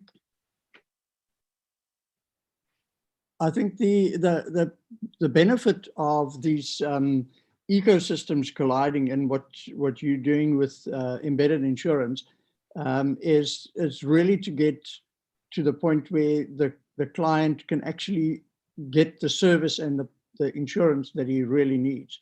And whether that is with an application, whether it's a call center, whether it's with a WhatsApp, a bot, whatever that might be, the whole idea is to be able to get as close to what the customer really needs, so as not to annoy him. As we all know, you also mentioned, and Greg in the previous session mentioned, with messages and WhatsApp calls and direct calls, etc. So, however, with all of this comes quite a bit of risk, because what we have here, if we look at both Wimpy and Daniel's presentations, and especially from the perspective of Wimpy's presentation, and with most insurers, we have so many role players in the circle of these two ecosystems coming together. For example, when you geyser burst, how many people will be interacting there, and how many people, when you have an accident, how many people are contacted and are connecting to this incident, and how you bring all of this together, how you pay for all of this, how you make sure that the liabilities that sits with each of those suppliers, etc., taken care of, and so on. It becomes sort of almost like a bit of a marsh of traps. So that's why we've got Donald Dinney, Director at Norton Rose Fulbright. Donald, thank you very much for taking the time to chat to us about successfully navigating the risks in this development.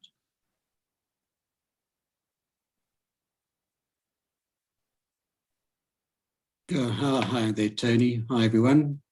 Good to be with you all.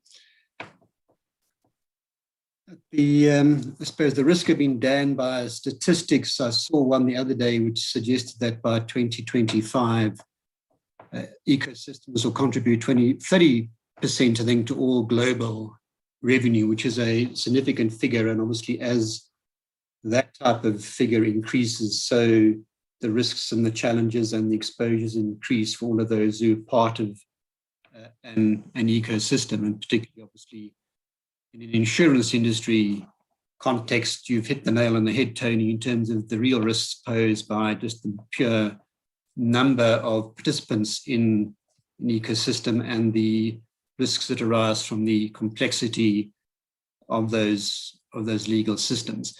And it's something new, I suppose, relatively new to the industry, in the sense of where insurers traditionally simply had a passive aggregation of risks role, where now they can play multiple roles in an ecosystem, and obviously with multiple exposures. If you simply take the scenario of some form of motor vehicle ecosystems, obviously it's a traditional insurance role of the vehicle, but you add to that personal injury insurance opportunities, liability insurance opportunities, obviously replacement vehicle opportunities, maintenance vehicle opportunities, ride sharing, carpooling, parking, all of those type of things. And even within that kind of very limited and, I suppose, relatively simple form of ecosystem, you can easily sit down and tick off a large number of risks that exist in that particular context. I think depending on what your role is in the ecosystem and what your risks are, really depends on, first of all, your role and the particular stakeholder's perspective that is going to be looked at. And then obviously what part of the ecosystem you're involved in, what type of ecosystem problem you're trying to solve or to take advantage of. It's useful to sit back and reflect and say, well, what are the types of values that an ecosystem delivers? And I suppose there are three very broad ones, in that they act as gateways, they harness network effects, and obviously they integrate data over a series of services. And you need to, I suppose, look at those particular values both as benefits and as risks, and take some time to reflect and identify, depending on the cap that you're wearing, what risks come with the benefits. To emphasize the nature of the collaboration of ecosystems means that there are a number and can be multiple stakeholders that are involved and have to interact with each other in one way or another. So one has to have regard to the type of relationships, who you are in that particular relationship, and the role that you are playing.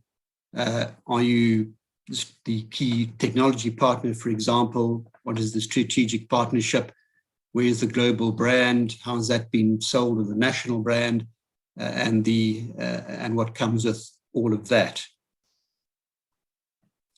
I think very broadly then, just to highlight and categorize risks that do arise, and obviously all of these come with legal risks and come with legal solutions as well.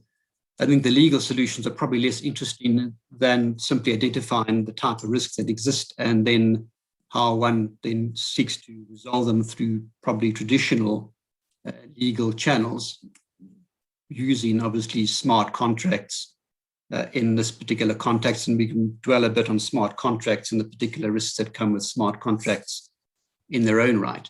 But this stop and look at, first of all, I suppose, the strategic risk.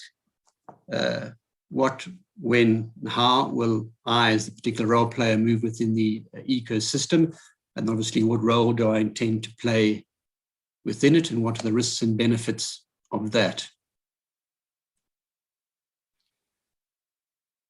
Bearing in mind, this is again a very high overview of the type of ecosystem relationship, and we talked a bit about consortium members and how you do that through joint ventures or traditional companies or whatever the form is, and they've got their own legal solutions.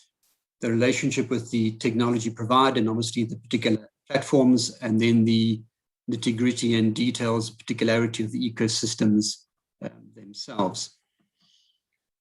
There are probably three broad alternative models within the ecosystem in terms of the sole provider, walled garden, and then the open system. If you're looking at the sole provider, just to remind everyone, and again, depending on the role, it's useful to spend some time just identifying and saying, yes, is it correct that I am actually fitting in within the particular model, and is it appropriate to me? Should I be looking at adopting another form of model having regard to the particular relationship? Sole provider, obviously the consortium really builds everything and holds all the risks. Others are not permitted to develop. They have control over the system, but obviously then 100% of the risks really relating to the particular system from a legal perspective. There are obviously business risks as well, as I've identified. The walled garden model, you can allow others, subject to the particular permissions, to develop applications.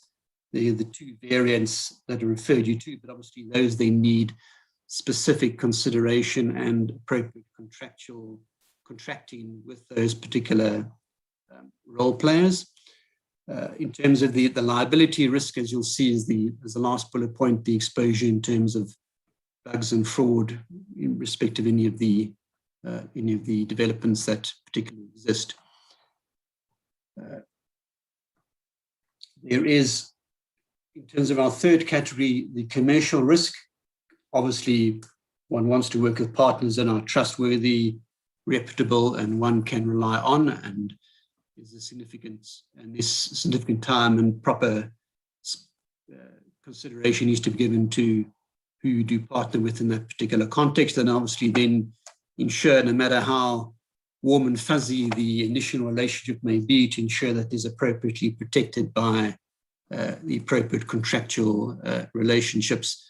And obviously, in that context, one must consider, well, under the consortium model, what's the best legal structure, whether it is simply a joint venture, some form of partnership within that type of concept, the traditional company format, or what it's going to be having regard to. And I suppose driven in part also importantly by the type of ecosystem you're dealing with, the type of business that you're trying to drive, the type of customers you're trying to target, and obviously the business that is going to be developed. Competition risk can't be discounted. You're just seeing it at a much larger, higher level with the failure with the AN merger in the United States, driven by competition issues. One needs to be alert to the complexities of the competition law. Talking in South Africa, for example, if your business is multi-jurisdictional, all of these issues become obviously much more complex, and risks then get exacerbated because of the different risks that arise in different jurisdictions and the different legal scenarios that you're dealing with within each of those particular jurisdictions as well. A significant risk is the intellectual property rights risks. One needs to consider in that context who owns the IP and how one is going to monetize that, and what the contractual relationships are that are set up. I'm sure everyone gets the fair share and due. In particular, one of the problematic areas will be those where a platform owner wants to retain or protect rights to monetize insights derived from data, and how you're going to deal with that. There are obviously the three traditional areas and bases in which one can protect, in the blockchain or DLT sphere, those IP rights through traditional copyright methods, confidentiality agreements, and then patent agreements. It's interesting just to have a look at and see, if you look at, this is blockchain patenting over the years. Bearing in mind this stat, it looks skewed slightly for 2019, but the stats go to only March 2019. So you can see in the relatively recent period, a significant increase in blockchain patents published. This is globally in the last few years. Looking just at that stat, China leads the pack, followed by the United States and South Korea. And then interestingly, you'll see who's far behind. I don't think it includes the South African stat, but I'm sure it's fairly low on the scale there.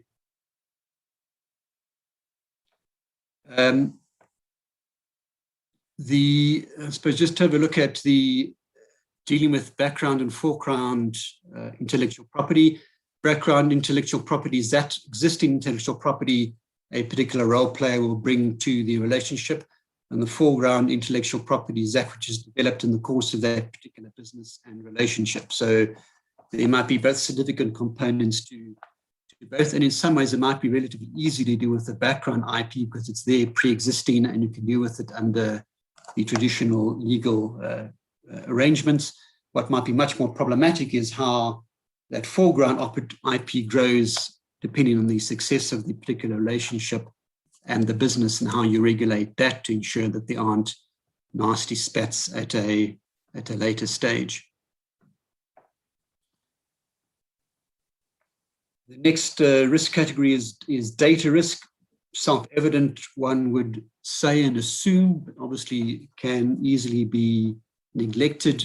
One of the primary issues obviously is ensuring data security, and then ensuring that there are appropriate arrangements in place with all the participants as to how personal data is held and processed and shared and manipulated. That becomes much more important now. I can mention the dreaded poppy word, which I'm sure everyone was sick of, but there's the reality of that type of legislation both in South Africa, and I'll say once again, if one is involved in multi-jurisdictional business,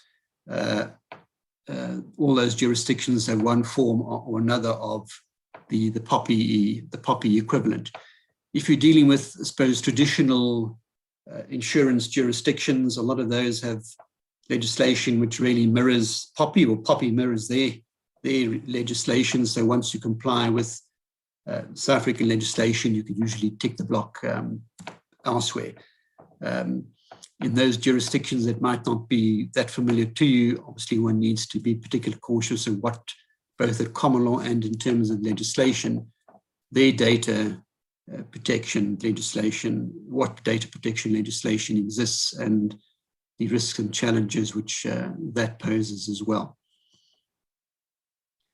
Regulatory risk is all too familiar to everyone. In particular, the trap of, if one isn't dealing with a traditional insurance partner, but rather technology partners, the risk is that perhaps inadvertently that partner is, or through the consortium is performing some form of regulated activity through services provided by the platform. And it doesn't necessarily have to be insurance regulated services, but it might fall within some other form of regulatory jurisdiction as well. So one needs to be cautious in that regard.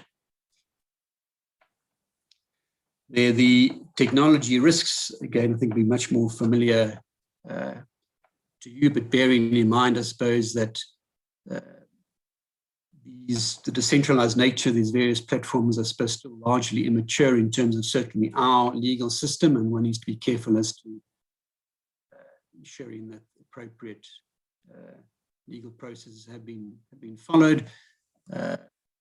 Looking at using smart contracts, one should be careful of, simply because you call it a smart contract doesn't necessarily mean that it has the affecting law being a contract, so consideration must be given to that, and of course enforceability in particular of smart contracts. If you're acting simply within a South African jurisdiction, our law, as a matter of general principle, allows for enforceability of smart contracts. But again, once you're then in multi-jurisdictional operations, one needs to be particularly cautious about enforceability and the legislation in those jurisdictions as to which deal with how smart contracts can be concluded and the risks that flow from them, particularly regarding data privacy and data security, for example. I'm not going to dwell in these, but these slides are available for you to check at your leisure in terms of the risks of liability that arise both from permission platforms and then permissionless platforms as well. If you're looking just broadly at those categories of risk and liability, those mismatch errors, violation rules and how those get breached, coding errors and how liability arises from that, and obviously, once again, regulatory violations. And in terms of decentralized liability in regard to the particular platform, one needs to consider then how one insulates against liability, and does one use traditional means of contracting between the collaborative partners in the ecosystem and then the clients themselves? Is there a possibility of removing liability at all, which is dependent on both the common law of the jurisdiction and obviously what the legislation provides regarding certain liability? In this particular context, don't forget, you've got both insurance legislation, which creates exposure, and Consumer Protection Act, for example. And when you're dealing with data, obviously all legislation regarding data privacy and protection as well. As I said, it does need, I suppose, some quiet reflection as to what the traps are that are lying ahead for you in terms of the collaboration that one is putting together. And again, as I've said, depending on the hat you're wearing, if there are particular risks as found a member, as detailed, what arises from the platform association, and obviously from those who might have custody of the various data and systems as well. Let me pause there, Tony, then. Thanks. I look forward to chatting with the panel and those who are on the line. Thank you very much, Donald. That was very interesting. Certainly a landmine of potential challenges that comes with this new insurance environment that we are operating in. I think the most important thing, obviously, as always, is one has to plan this sort of thing incredibly carefully and always keep in mind the risk management side of it, and therefore also the partners that you're dealing with.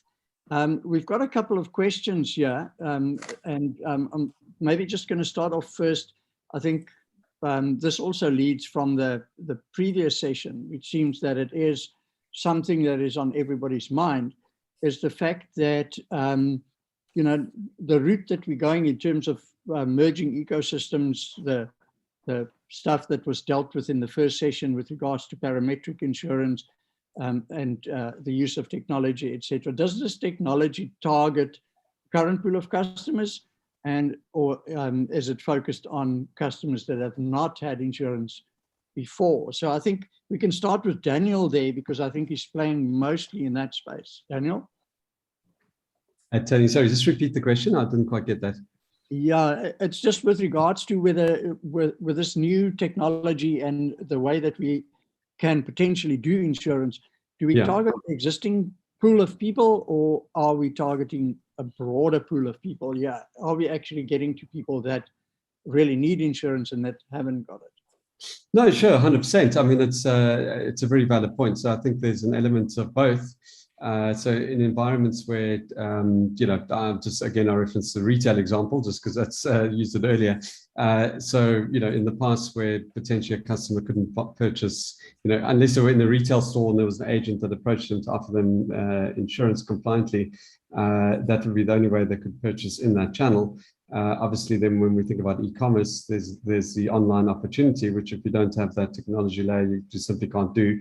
So I guess there's where current customers can now, you know, more easily buy into new environments. I think there are plenty of examples of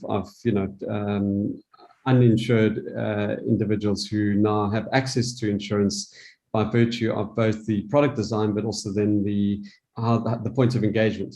And of course, we all know that the cost of distribution is significant where there's humans involved, which directly then call center or broker or agent, that directly impacts the price in terms of the cost of the policy, because obviously that's got to be factored into it. And where you don't have that cost potentially, that's a saving which can be passed on to the customer. And we were actually working with a number of partners at the moment around those lines where there's no longer a need for that human layer of distribution. Because of that, they can design different types of products. Not because of that, but because of the point of engagement, they can design different types of products. And because of that, they can now reduce the cost of the policy, benefiting the customer, and offering products that are more relevant and appropriate to that individual. Pay per day, pay per hour type insurance versus having to pay per month, where the individual might not have that capacity to do that. So 100%, it's very much about enabling current customers who in a different, more efficient way, but it's as much about offering uninsured individuals real value, passing where the insurer obviously has that mandate and has that intention, passing on the benefit of that to the customer, and quite simply accessing markets that were otherwise not accessible in the past. And of course, we all know the mobile phone has been is key to that, and has empowered that, I'd say, over the last 10, 15 years. Yeah. Maybe just another question here is, we've got a lot of brand conversion here between different players, partners in this ecosystem. You maybe start with you, Wimpie. How do you manage the risk with regards to brand convergence and brands being tainted by non-delivery by other brands?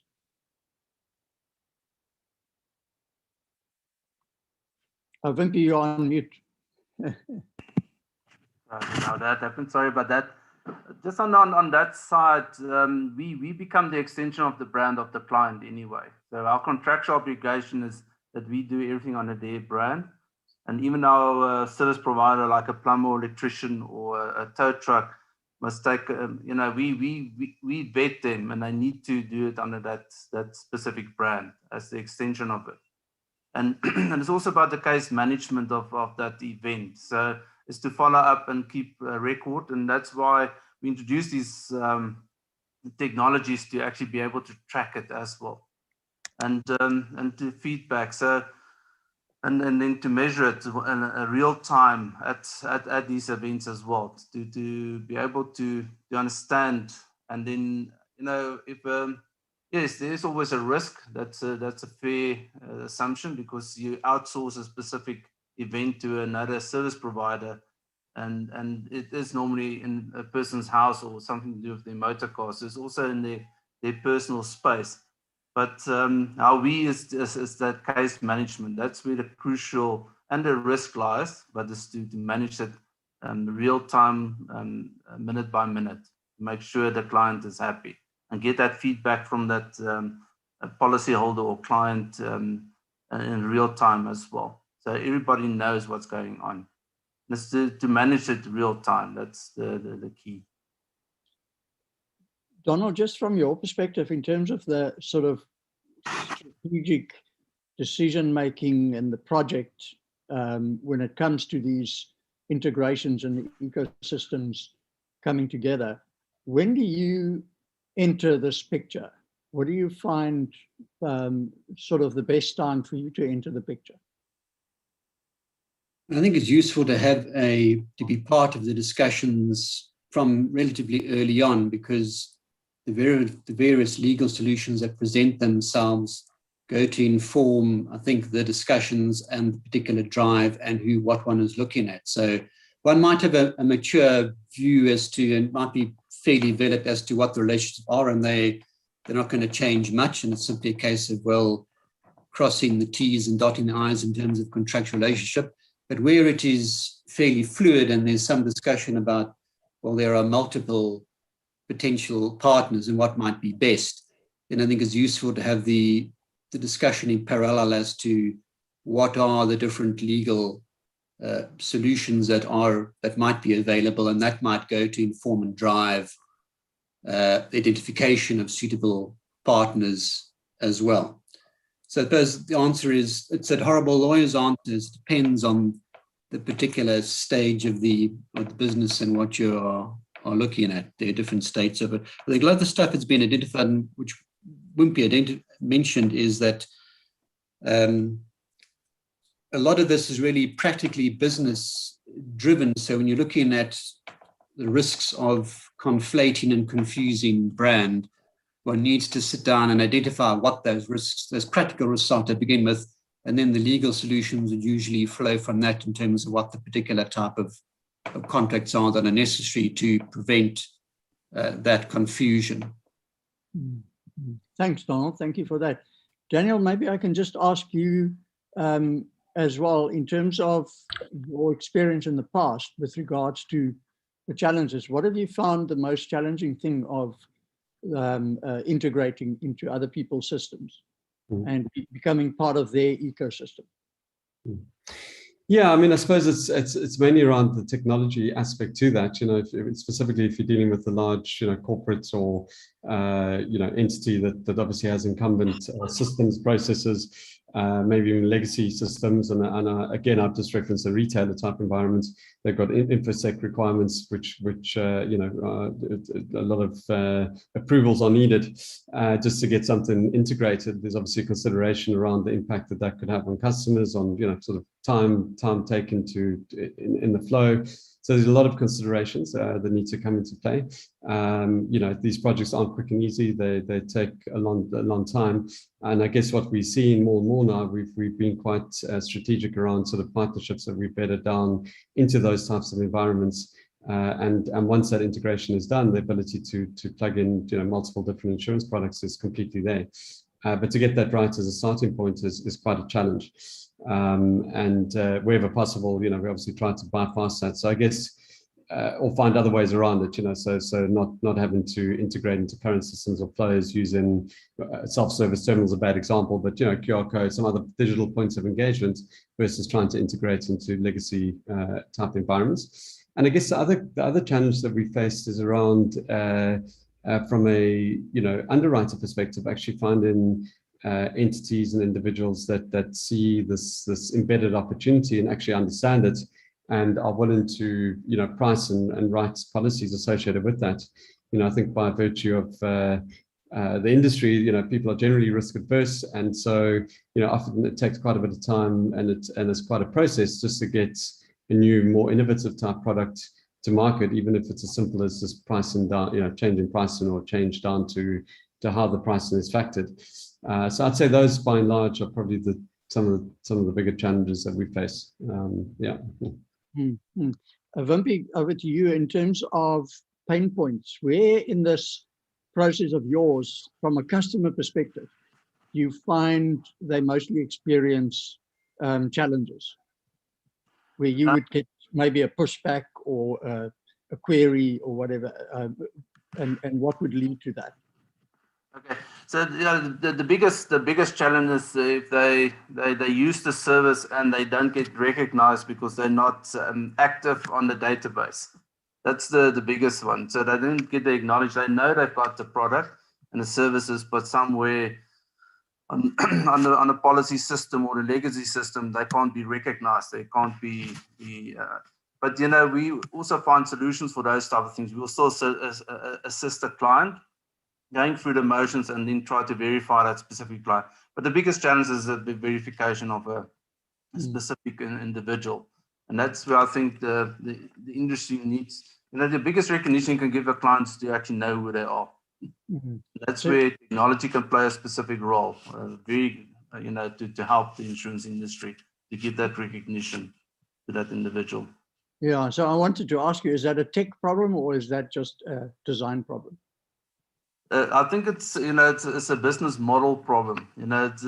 It's moving or staying in the same and doing the same type of thing, but the same type of mistake as well.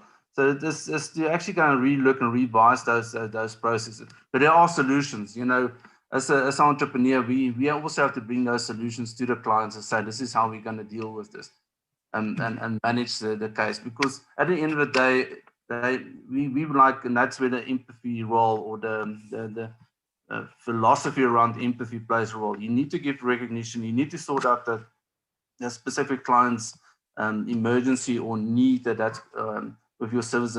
And it's easier to go and mess it up, that relationship, if you say, sorry, we can't find you. That's a no-go these days. You need to go beyond that. You need to be intuitive around that specific. I think knowing who you're dealing with is sort of, it's the starting point. Wimpy, Yes. thank you very much. Daniel, Thank you, Tony. Thank you very much. It was very interesting. It certainly has become, it's not just insurance anymore. It's a whole new ball game with lots of interactions, etc. And we'll explore this as we carry on with the different sessions. Just to mention to everybody that the presentations that are available to us will be made available to everybody that's attending as well, because I've been getting some questions around that. But thank you very much to the panelists for this. And thank you very much. And over to our lovely host. Pleasure.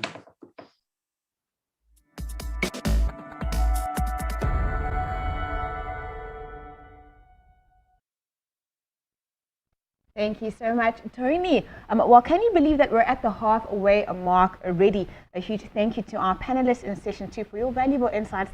We certainly are learning a lot today. A reminder once again that you do stand a chance to win yourself a DJI Maverick Mini Pro valued at 8,500 Rand. When you count the number of times you see the pink and white Owls software rotating logo on your screen. So do keep track of that, and you could just be our lucky winner. All right, we're going to now go into our short break, but before we do, we're going to have some entertainment from the one and only Bianca Lagrange. This will be followed by a break, and we will reconvene at 11:30. So do go get yourself some coffee, catch up on some emails, and come back at 11:30. See you after the break.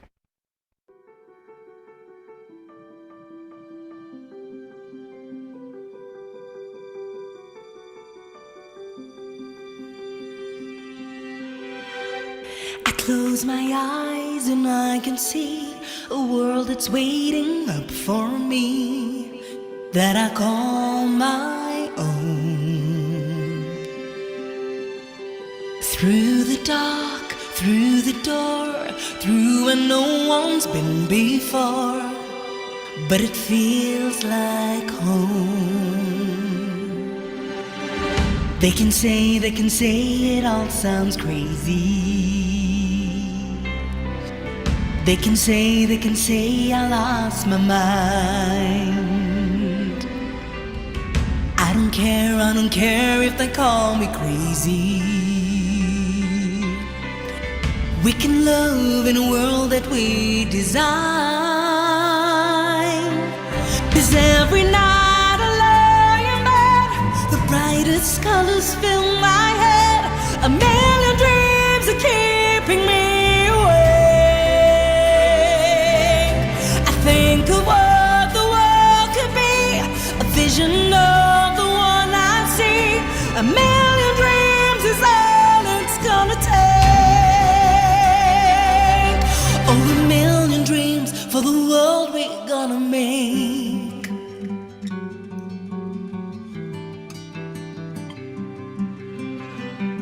There's a house we can build. Every room inside is filled with things from far away. Special things I compile, each one there to make you smile on a rainy day. They can say it all sounds crazy. They can say I've lost my mind. I don't care if the call is crazy.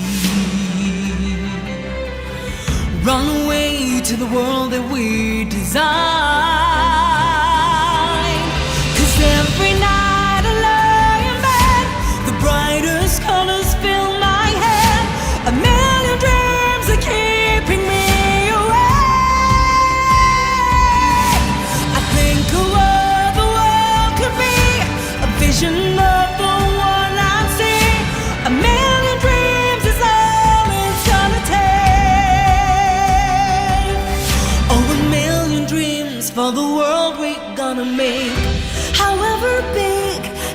or small, let me be a part of it all. Share your dreams with me.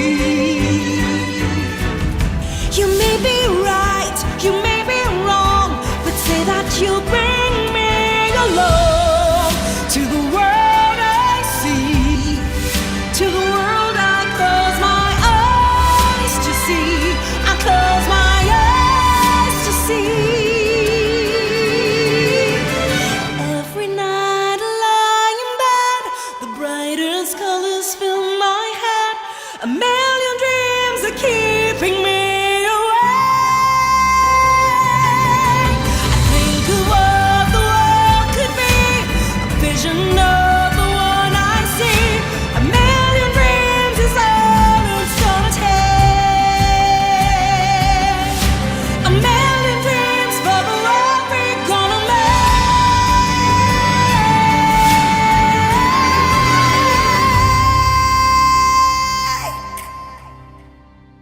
For the world we're gonna make.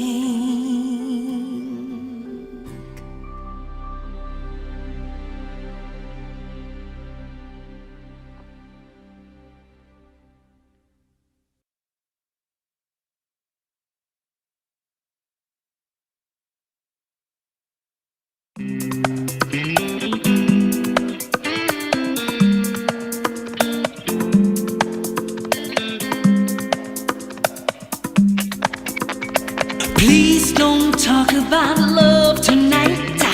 Please don't talk about sweet love. Please don't talk about being true and all the trouble that we've been through. Oh, please don't talk about all the plans we have for fixing this broken romance.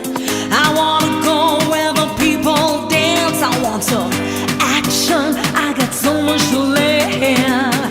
Action, I got so much to give. I wanna give it, I wanna get some too. Whoa, whoa. I love the nightlife, got to boogie on the disco. Yeah. I love the nightlife, I got a boogie on the disco.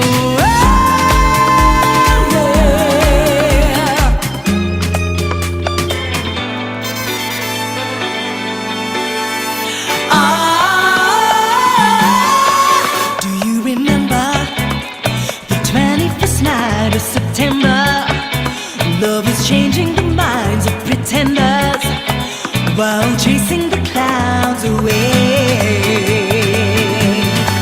Our hearts are ringing in the key that our souls are singing as we danced in the night. Remember, only blue talking love today. Hey, hey, hey, party on, say that you remember. Party on, dancing in September. Party on, never was a cloudy day. It was a party on, say that you remember. Party on, dancing in September. Party on, never was a cloudy day. It was a party on, say that you remember. Party on, dancing in September. Party on, golden dreams and shiny days. Ba-dum, ba-dum, ba-dum, ba-dum, ba-dum, ba-dum, ba-dum, ba-dum, ba-dum, ba-dum,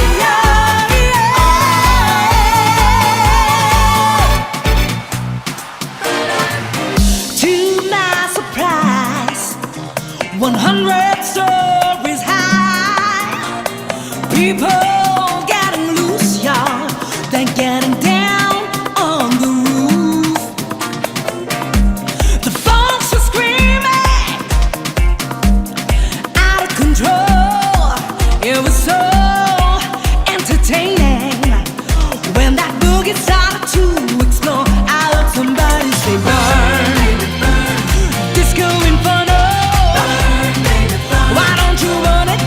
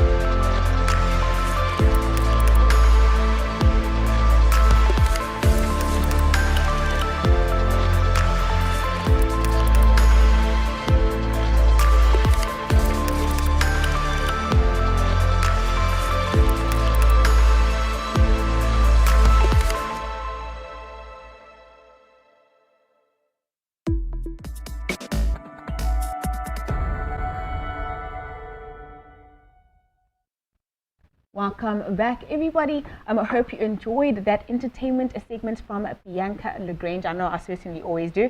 She's got an absolutely stunning voice. Hope you got your coffee stretched and ready to get right into session 3.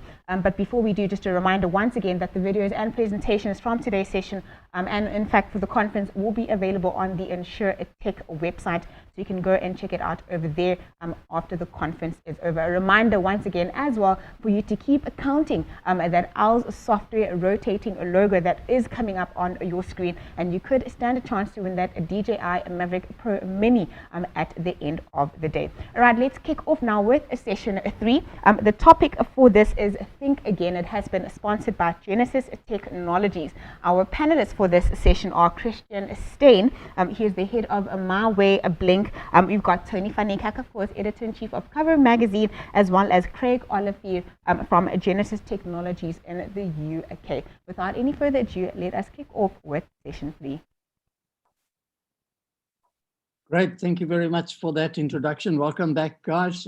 Great entertainment in the middle of the session, and well done to the events team from CN&CO on organizing all of that. We've got an interesting session here, and some great speakers. Christian Steyn, the head of My Way Blink. We're going to start off with Christian, then move over to Craig, Breaking the Mold, Craig Olivier from Genesis, and then myself. And I must apologize that you have to see my face so often on this, but unfortunately seems to be the way that it works out. But thank you very much for joining us again after the break. And Christian, over to you. Thank you, Tony.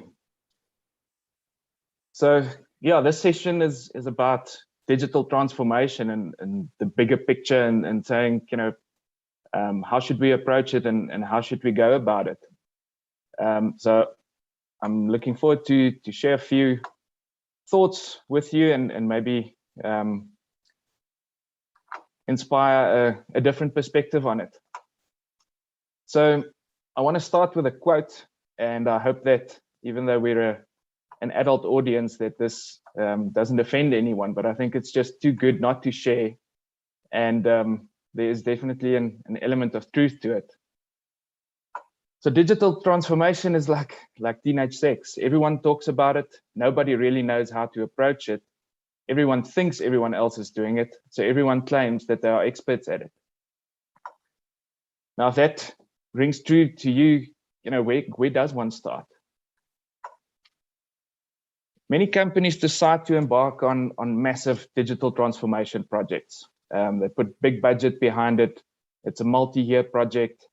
It gets added to everyone's KPIs, and then everyone starts to scramble. And the risk with that type of approach is that every business unit runs in a different direction. They're busy with their own things, and in the end, you end up with disjointed solutions or duplication of work. Another approach is to make it the IT department's problem. Let them sort it out. And the risk there again is that you're not necessarily addressing the core issues in different business units. So when we decided last year in My Way that it's time for My Way to go digital and to launch a fully digital insurance product, we went about it slightly differently.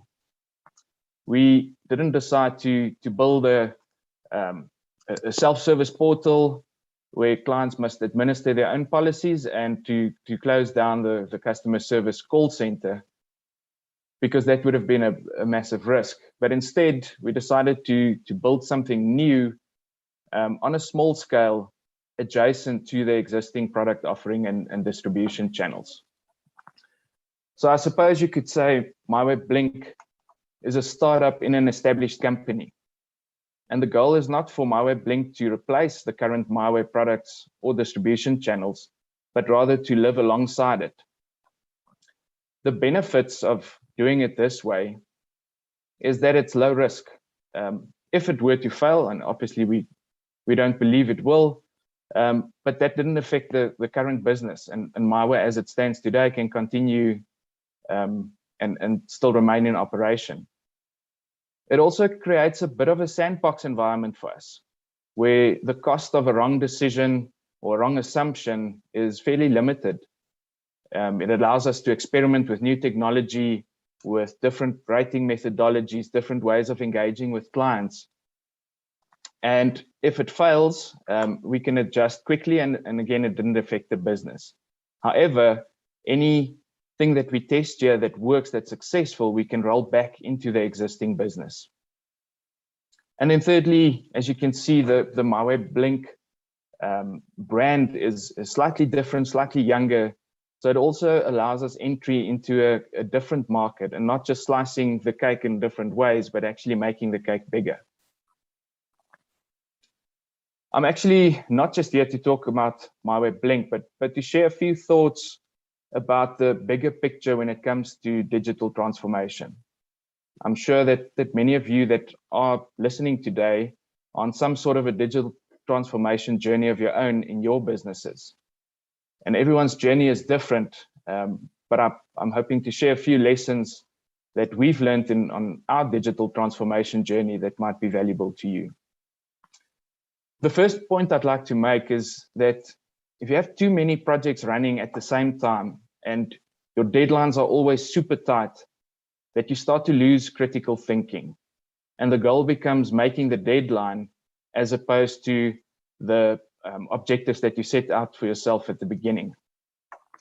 So my advice would be tackle fewer projects, do them well, and get them done before moving on to the next, so that you don't sit in a situation where you have so many balls that you're juggling and none of them are getting through the pipeline to a state of completion. The second point, and I think this is crucial, is that you need to address actual problems. Don't do digital for digital's sake.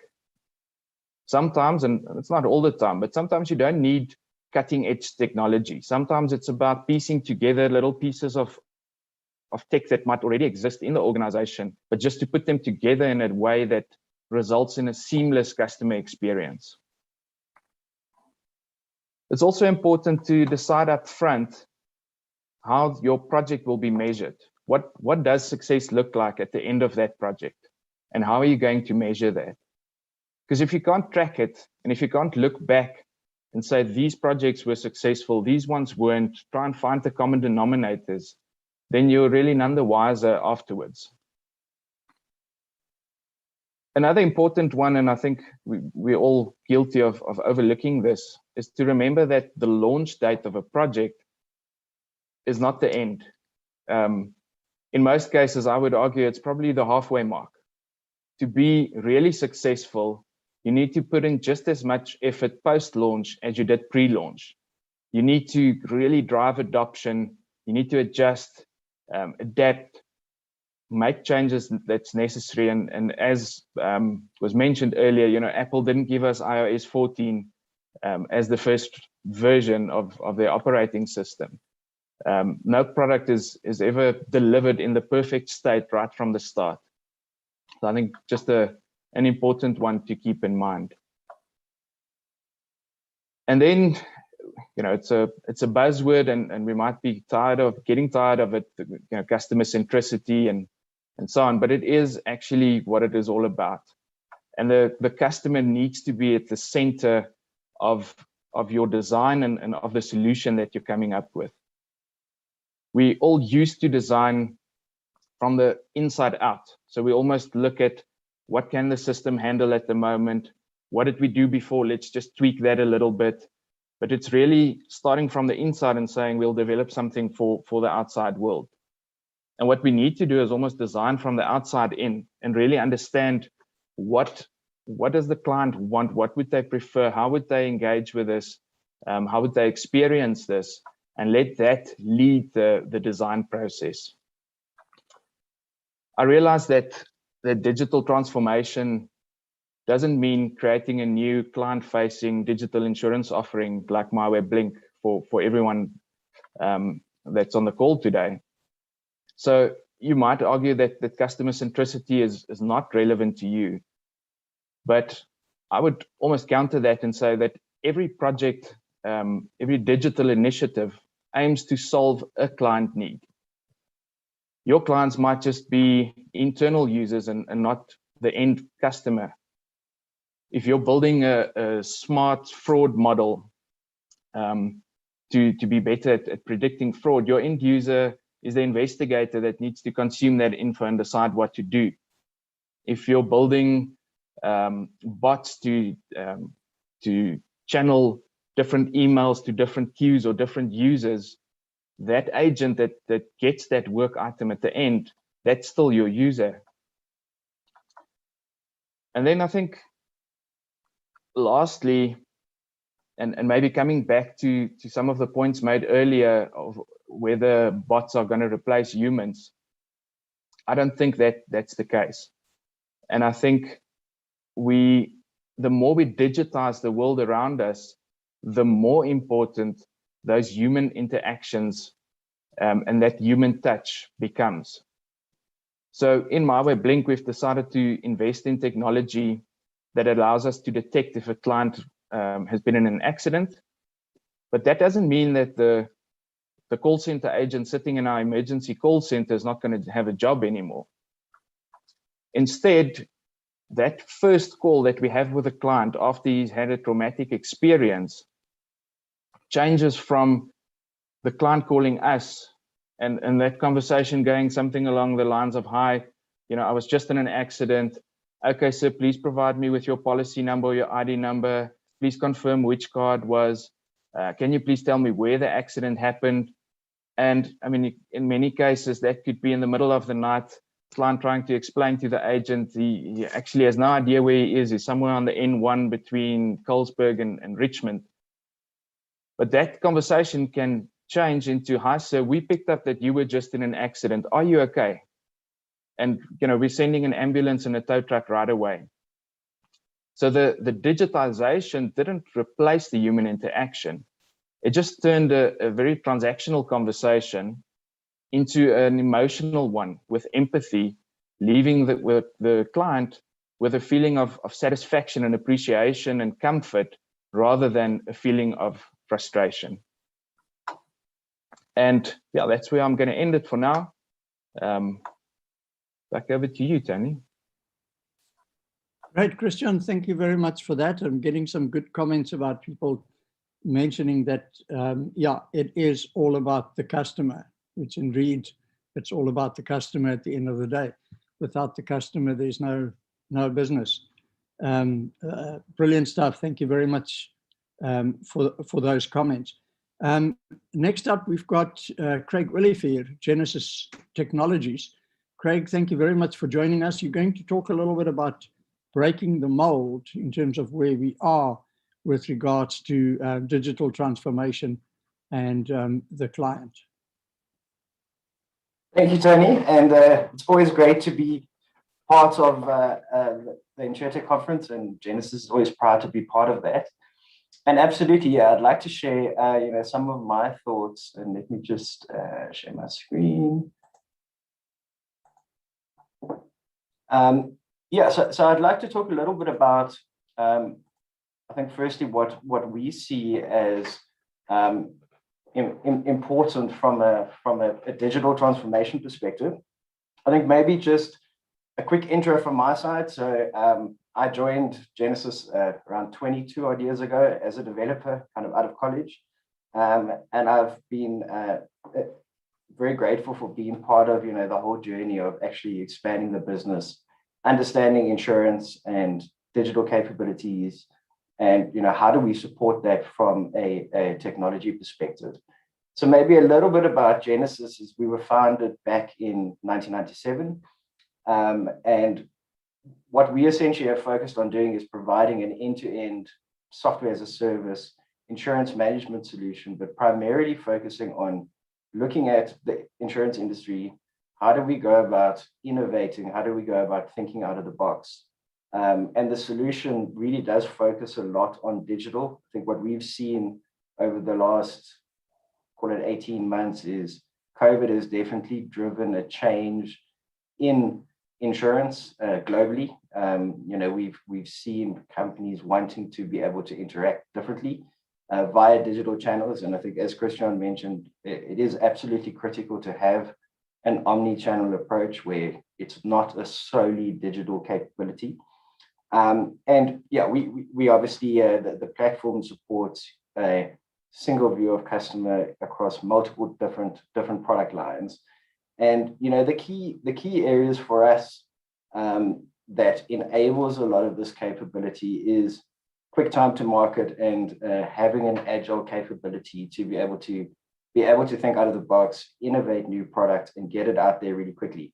And it definitely does focus around, you know, a fail-fast approach, being able to try something, pivot, and continually better that capability. So, you know, having business-focused or zero-code capabilities to be able to think and innovate new products and be able to distribute that via various different digital channels at pace in a very agile manner, which then obviously also comes at a lower cost.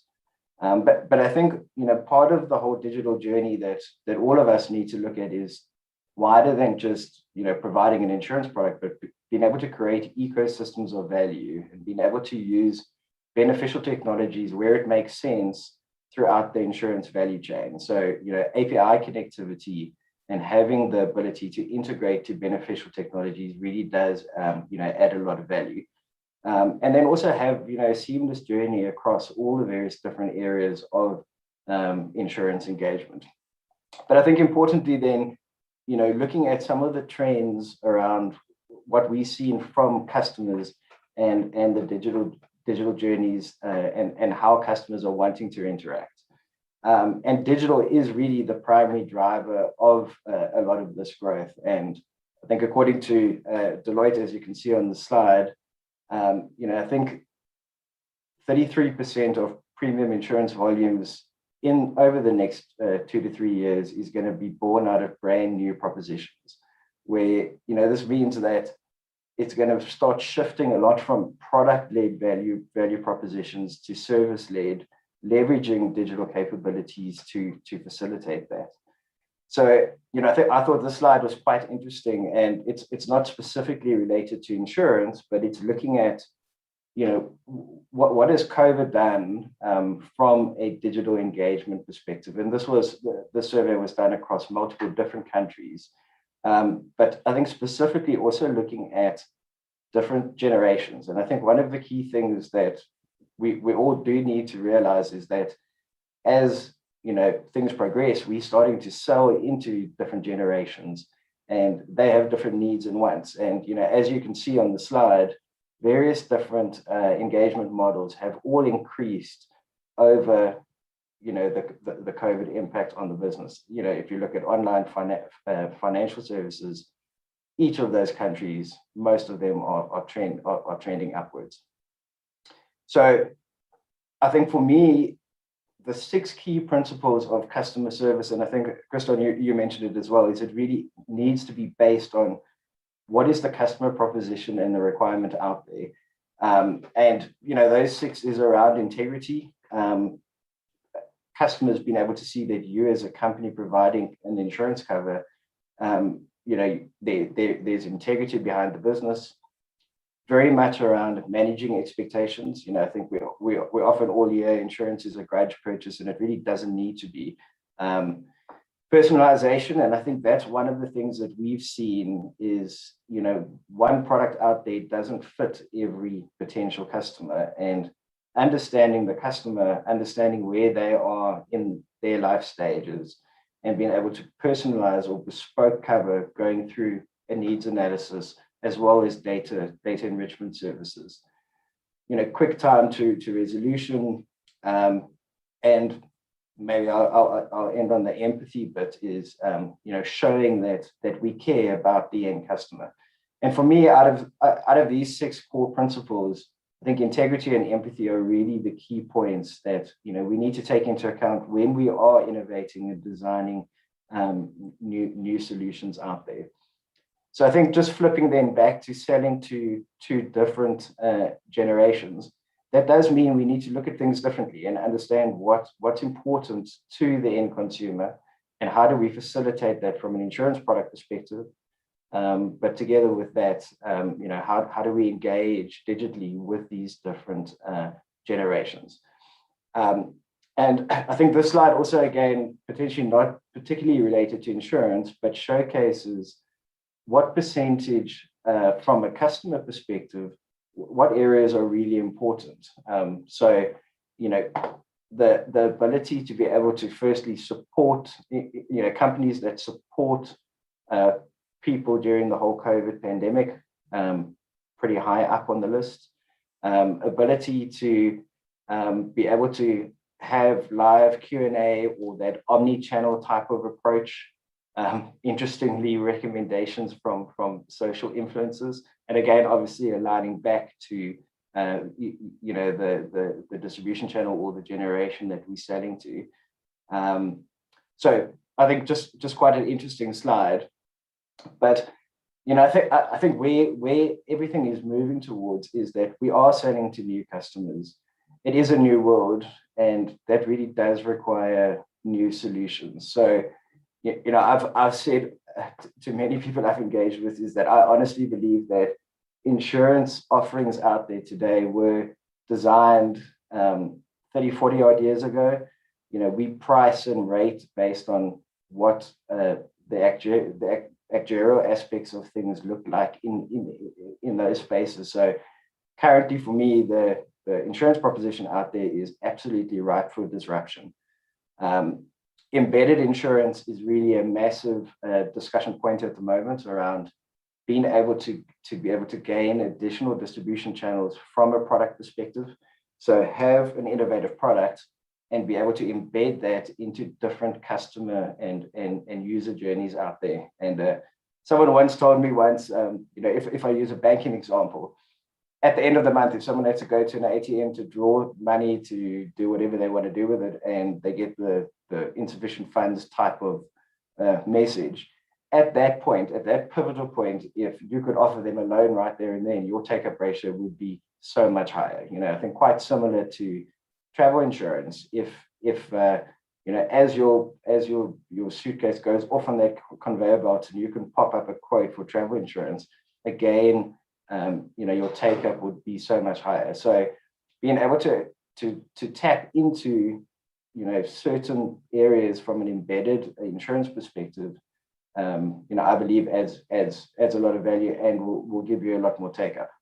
I think similar, what we've seen is that, you know, insurance is covering risk or putting you back in that position of loss prior to that loss, but being able to bundle non-risk-based covers or service-based covers with insurance to mitigate risk.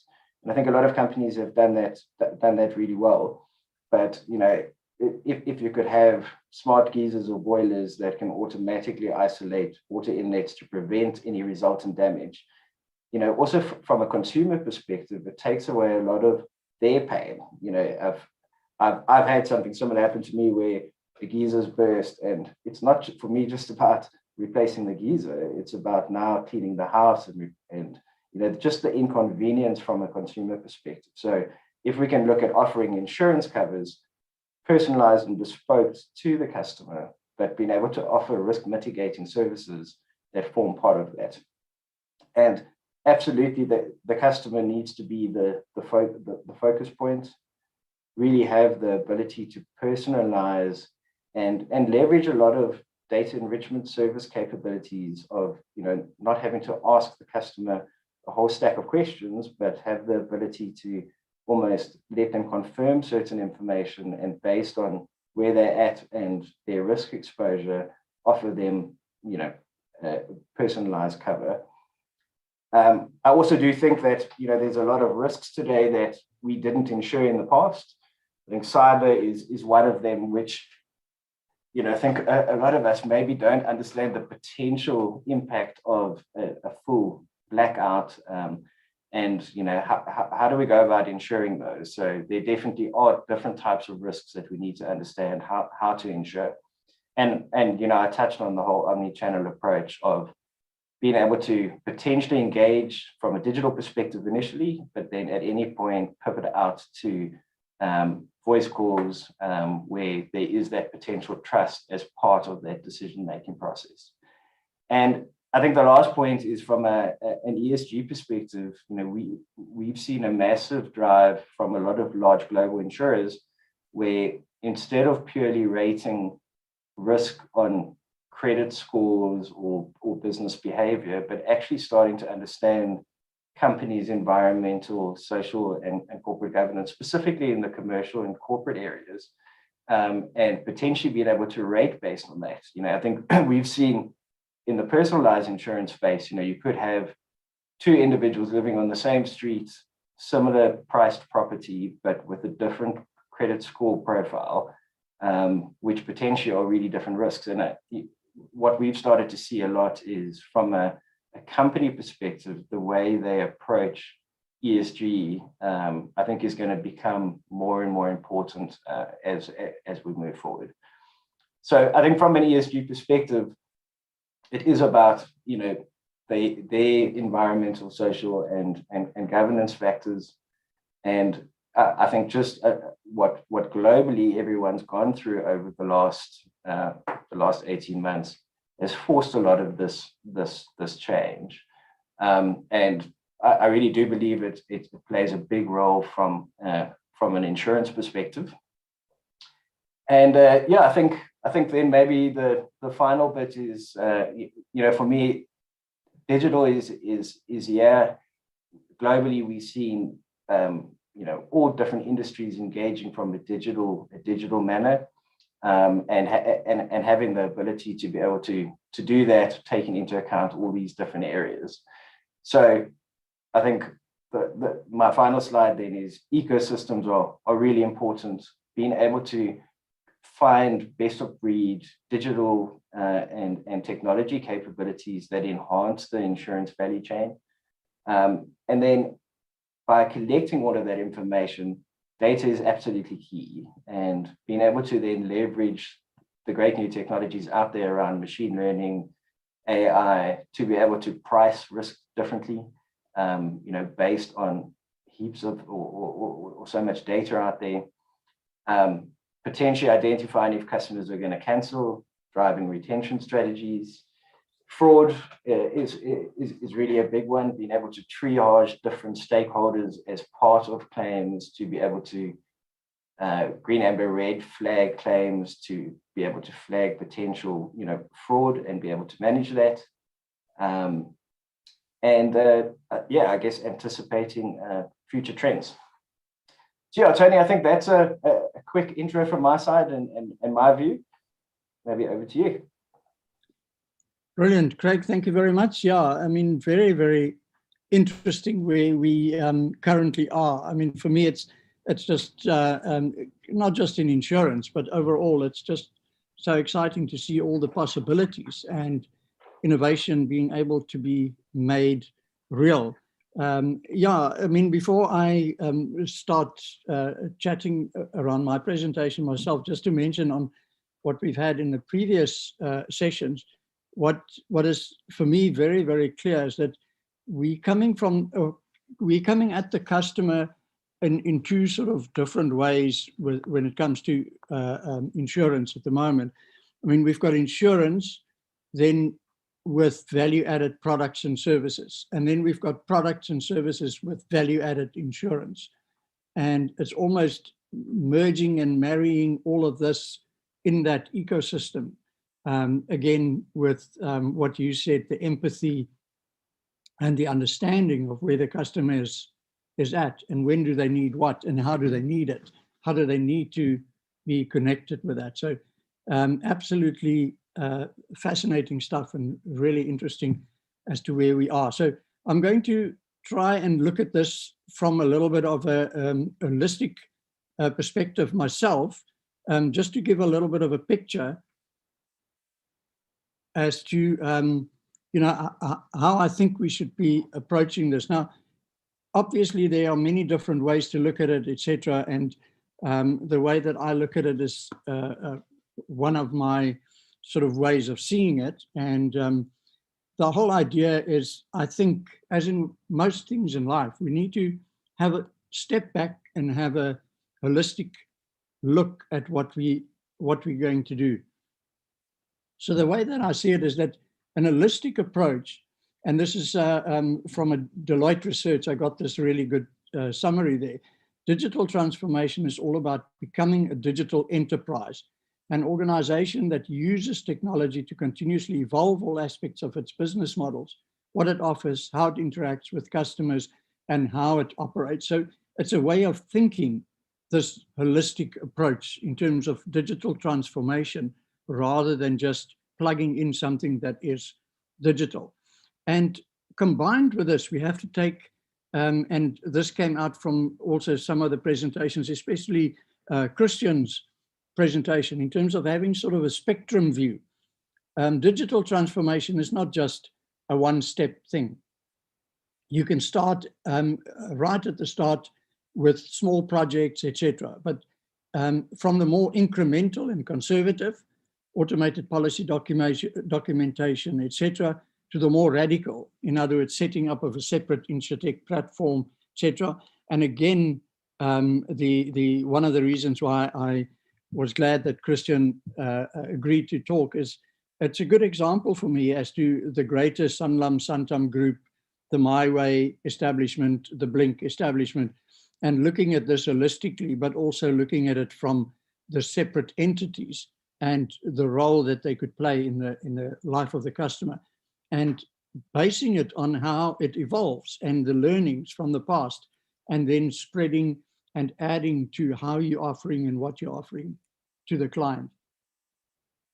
The way that I want to sort of try and view it always, and I've spoken to many companies interacting all over Africa with smaller and larger companies about their digital aspirations. And so many of them don't have a holistic digital transformation idea. They're looking at just joining the game by plugging something in. And I always said, you know, I mean, this is a very old model, but it's still so very relevant and recently updated, whether you agree with the update or not. But the Porter's 5 or 6 forces to look at yourself as a business and to decide where you should be going and whether you're on the right track. And the reason why they've added the 6th one, for those of you who do know the Porter's 5 forces model, is that what we're seeing is that we're seeing so many non-traditional players coming into the industry where we are targeted by people that are not related to technology or to insurance at all. But they're coming in with insurance products because technology and the ecosystems that we currently have make it just so important. So you need to look at your environment holistically, but you also need to include the fact that there could be unknowns that could enter our business, which we've seen so many times. And we've got all of these threats from, and I wouldn't necessarily say threats because it could be opportunities as well, from Amazon and the likes, Google, etc., that could at some point come in big and disrupt us. So if I look at mapping a digitalization process in terms of having an holistic approach, it starts with soul searching, and you could include the Porter's 5 forces from there already. But it basically says, who are we and what is it that we actually would like to achieve? And that soul searching starts with a company as a whole. It's not a single thing. It's not an IT department thing. It's not a claims department thing. It is an industry as a whole. It's a communication. It's a pulling of the company holistically on this journey to becoming a digitalized a company or business. So very important to bring everybody with an environmental scan next. Thirdly, a capability audit. Very important, the capability audit, because that determines how you could potentially plug into an ecosystem, how far you would need to outsource, how far you would need to upskill, and bring in new skills, train current skills into new positions, etc. You can only get this right if you have a transformation idea in your strategy, not if you have just a single plug-in or a single trying to take an opportunity that exists. I'm not saying that you shouldn't jump at opportunities that come up, etc., but essentially they should fit into a holistic digitalization strategy or transformation strategy of your business into a digitalized environment. Opportunity identification, evaluation and selection, in other words, looking at those different opportunities that are available and balancing them against what you've done previously in terms of your capability audit, your environmental scan, and the soul searching that you've done. Then you get to the strategy design only. In other words, you can design your strategy holistically. You have the background, you have the environment, you understand fully where the company is going. You've got the whole company behind you, management, senior execs, plus the general staff. And you can start your design based on that. Again, communication all the way, keeping people informed, taking people with you on the journey, exciting people to be on that journey, etc. And finally, the project implementation and management, which is probably at the end of the day then essential to be able to get the action that you need and to make sure that you actually deliver on those various projects. So if we then look at the fact that what you are actually doing is you are transforming a business and you're transforming an organization. You're not simply transforming an organization or transforming a business. And it's very, very important to keep that in mind, because the environment that we need to operate into the future is a digitalized environment. It's an environment where consumers are connected, where businesses are connected, where there are multiple connections between businesses and consumers. And if your whole organization is not on this, in other words, from the bottom to the top, not just in the middle or not just at the top, then your transformation won't happen. It will simply be a bit by bit plug in and trying to play in that whole environment. So essentially that's it from me, to just be able to get back to people to tell them that they should be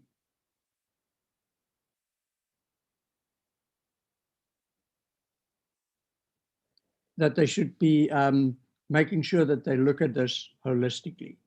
But thank you very much for that.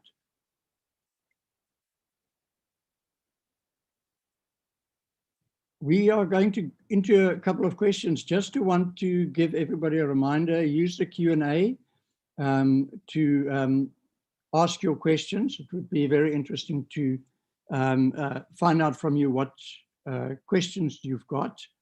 I'm going to start off just with Craig and just checking in with Craig in terms of your approach to the holistic approach. When you get to clients and there's a requirement for technology input, etc., where do clients normally start? Yeah, I think it's a good question, Tony. So, I think to your point that you mentioned earlier, it definitely is driven based on a culture within the organization to want to look at alternative, technologies and distribution channels. I think what we found is we have a number of different types of customers that we engage with. So, we have quite a few startup businesses that are looking to leverage a lot of this new type of capability, innovation of product. And then really it's a discovery with them, showcasing, I guess, some best practice around what we've seen that makes sense. And then kind of play that out, looking at product, looking at distribution channels, looking at how the technology supports the requirement. And then we also end up often talking to customers that are are still doing things the way they have been doing for some time, and looking to see how do they start going about driving an innovative culture. And I think maybe, Kristen, even as you mentioned, with My Way Blink, is it's almost starting something on the side, or a greenfield capability to test market, find out how that works, and then integrate that back into the business. So yes, so I think, Tony, the engagement really is about, understanding the strategy of our customers and where they're wanting to go to. And then as a partner, how do we look at, from a technology perspective, support that, with the ecosystem capabilities, with the empathy capabilities. I think maybe a good example is one of our newer customers, a company called Amakama in the UK. So similar to the Lemonade approach, is they really wanted to give back to their customers based on the generation that they're selling to. So, they're selling a full digital journey for portable possessions, but one of their real value propositions is being able to take commission and allow you as the end consumer to basically decide on a charity of your choice and pay back that commission back to the charity. And I think that journey with them was so great. Is that was their strategy, that's what they were wanting to do, and we said, right, how do we help from the digital perspective? How do we help from the technology perspective, engaging with them to actually create that that value proposition? Yeah, thanks, Greg. Christian, I'm thinking specifically in relation to what you're doing at Blink.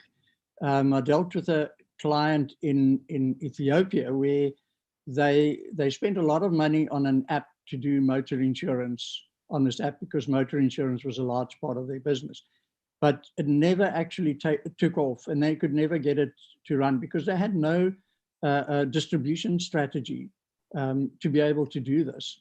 And to try and come in after they had already launched this thing and they'd already put it into their system, etc., and try and help them to get a distribution strategy is almost impossible, Whereas if they started in the beginning with that in mind as to, okay, how are we going to distribute this stuff?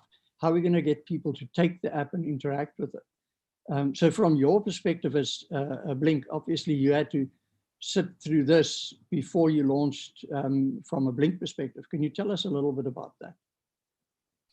Yeah, Danny, I think definitely, just if you say this is a digital product and therefore it needs to live online, and we're only going to do digital marketing to promote this, I don't think that's going to get you to scale. I think you definitely need a distribution network. You need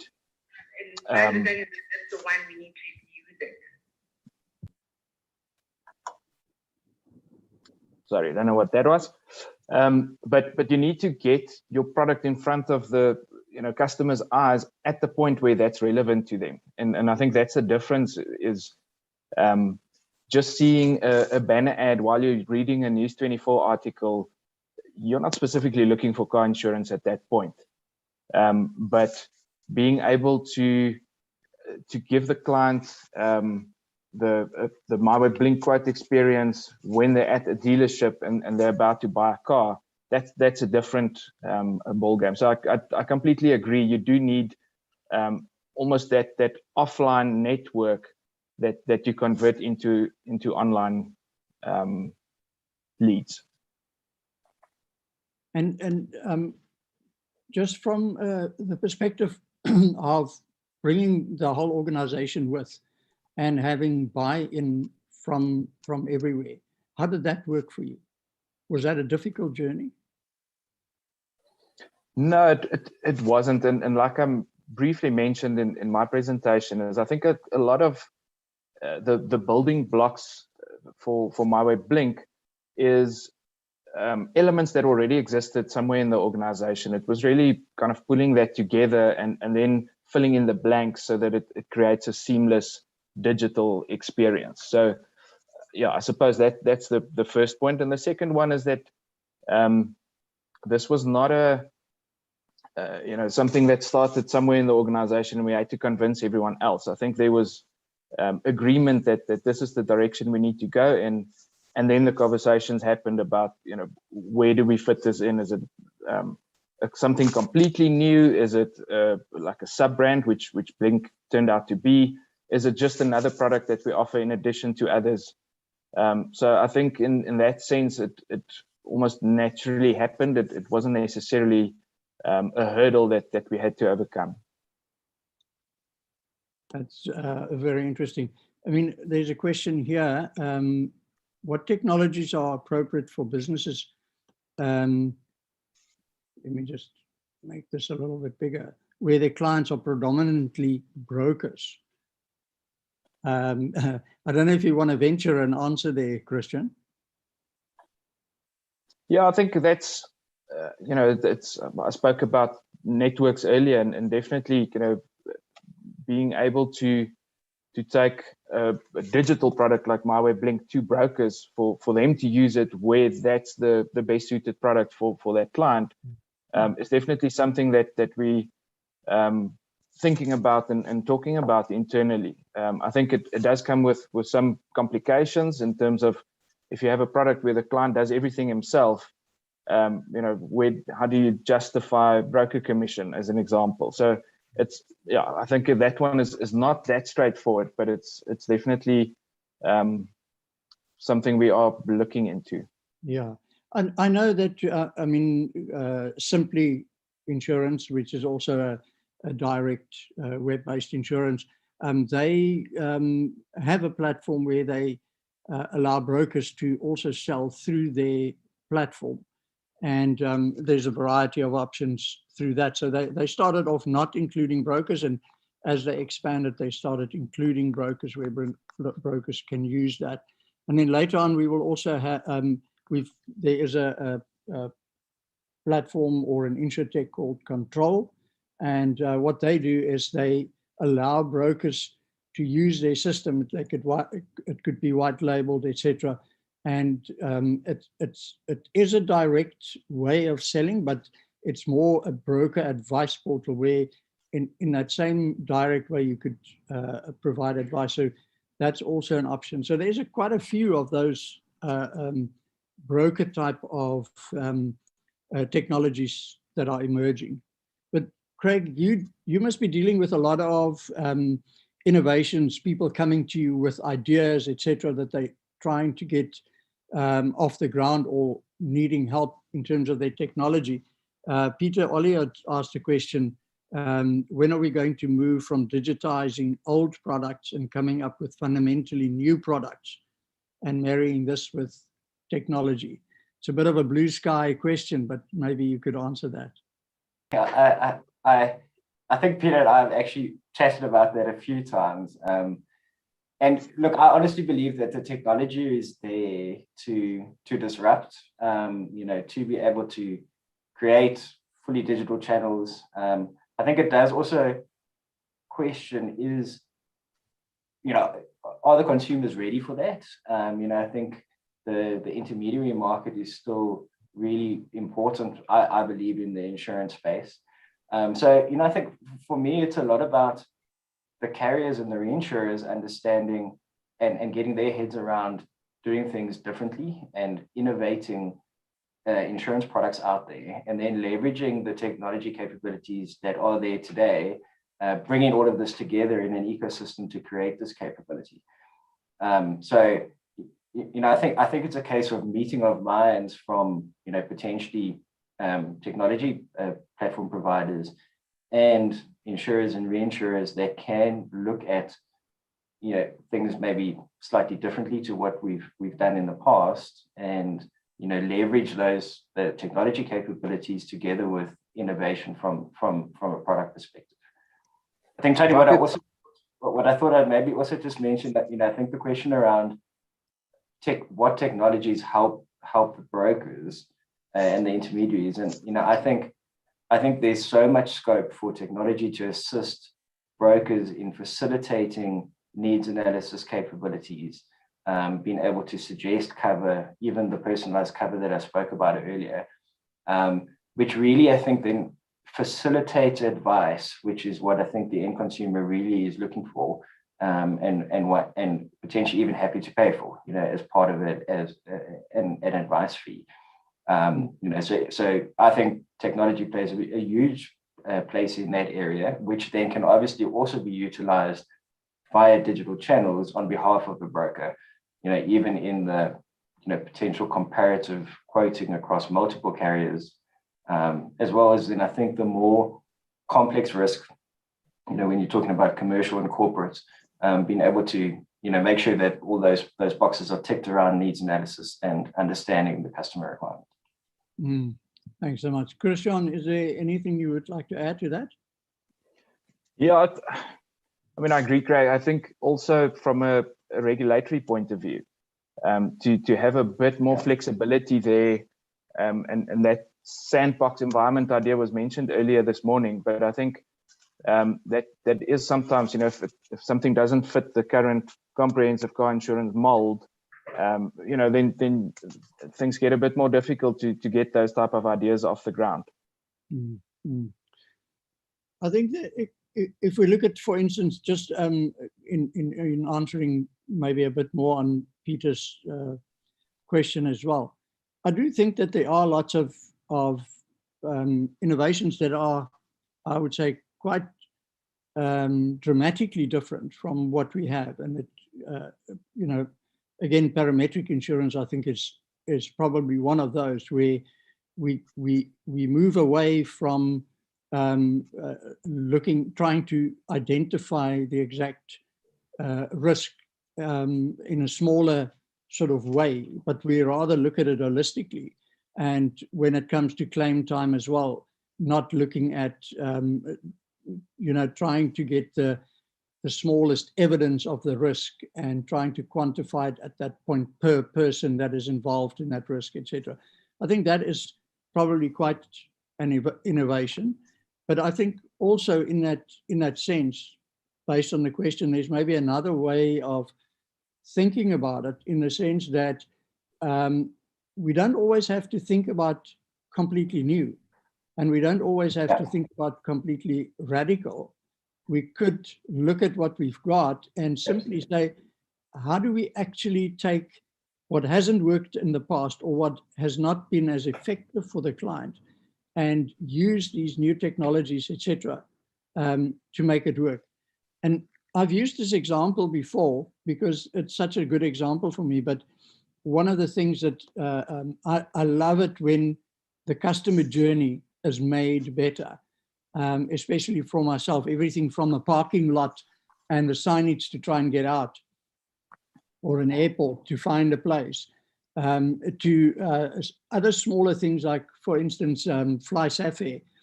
And what I found really good, I commute a lot, and being on time when I fly is like essential for me. It doesn't matter how I have to do it, but I want to be on time, because otherwise I can't schedule meetings and I waste time. But Fly Safair became, within 5 years, first of all, the biggest local airline in South Africa with the most flights, but secondly, the most on-time airline in the world. And for me, and looking in from the outside, they basically used SMS to become the most on-time airline. And the way that they did it is that, and I haven't been in their boardrooms when they did this, so I just assume, is to say, how do we become on time? Because we've got such a big commute between Cape Town and Johannesburg. And it was simply a matter of understanding client behavior. When you book one on Fly Safair, you get an SMS the night before to say your flight is tomorrow morning at this time, be there 90 minutes before the time. You get an SMS in the morning, be there 90 minutes before the time. It takes off at that time. When you get to the airport and you go through the security, a lot of people who commute go to either to a restaurant or they go to a lounge. When you sit there, you forget about your flight, or you don't exactly know if you've checked in before what gate you're going to board at. What happens is 10 minutes before they want to open for boarding, they send you an SMS to say, you're boarding at gate so-and-so, please go now. And when you board a Fly Safair flight, you will find that usually that flight, the door closes 20 minutes, 15 minutes before the flight is supposed to take off. And I have that experience almost always. And what did they use? No big innovation, no new big thing. They used one of the first innovations on a mobile phone. They used an SMS. And sometimes we forget that. And that's also why I'm such a big fan of a holistic approach to your digital transformation, because you need to identify the pain points and you need the whole organization with you to be able to identify that pain points, because your smaller, low-hanging fruit that you could pick for very cheap, and it is multiple in any organization, are usually the ones that people miss because they don't look at it from an organization perspective. They just look at it from a business perspective and what other businesses are doing and what technology, excuse me, Craig, is selling to them. It's about getting the technology that actually suits your business and fitting your business with what technology is available. Yeah, Craig, maybe you want to answer a bit to that. Yeah, absolutely, Tony. I think that's one of the things that I think is critical is, you really need to use the right technology to solve the right problem. There's so many great technologies out there, but you need to be able to, don't just use technology for the sake of it, but use it to solve the right problem and be able to measure it. So I 100% agree with you. I don't think we've seen any massive Uber moments in the insurance space where something's been completely disrupted, but it's a case of optimizing the existing capabilities, automating what can be done. And I saw one of the questions on the Q&A was, what are CIOs asking of technology platforms out there? And the main driver is around efficiency and automation. There's obviously pieces around wanting to move into cloud, being able to be agile and being able to deliver value really quickly. But the biggest driver we've seen is around optimization, of existing, processes. A simple example is one of our medical insurers we're working with. Currently, any claim that comes through, the customer needs to scan the invoice, they need to send it through, someone needs to eyeball it and validate if cover's in place, and then trigger the claim payment. So you can imagine the human capital sitting behind that kind of process. And using simple technology like OCR, being able to OCR that, run it through a quick AI algorithm, and based on certain triggers, pay that claim automatically. Potentially you're not going to pay 100% of the claims automatically, but you end up paying 60 or 70%. And that's where you see massive optimization in the process. And obviously to the end consumer, they get so much benefit because they get paid immediately. So it definitely is about, understanding areas of benefit within the organization and then using the right technology to solve that problem. Thanks, Craig. Christian, a last word from you on that?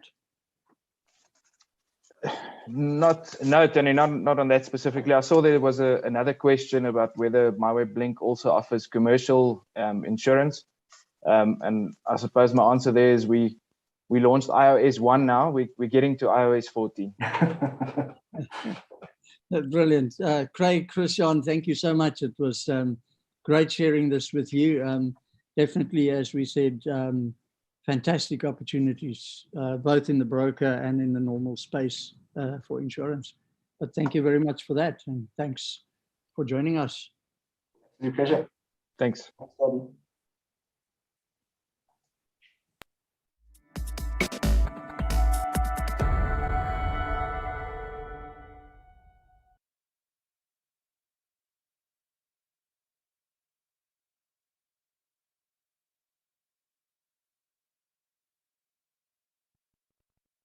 Thank you so much for that, Tony, and the panelists there in session 3. We're experiencing slight technical difficulties and we're just going to fix that. So we're going to go into a short 2-minute break. We will be back shortly. Don't go anywhere.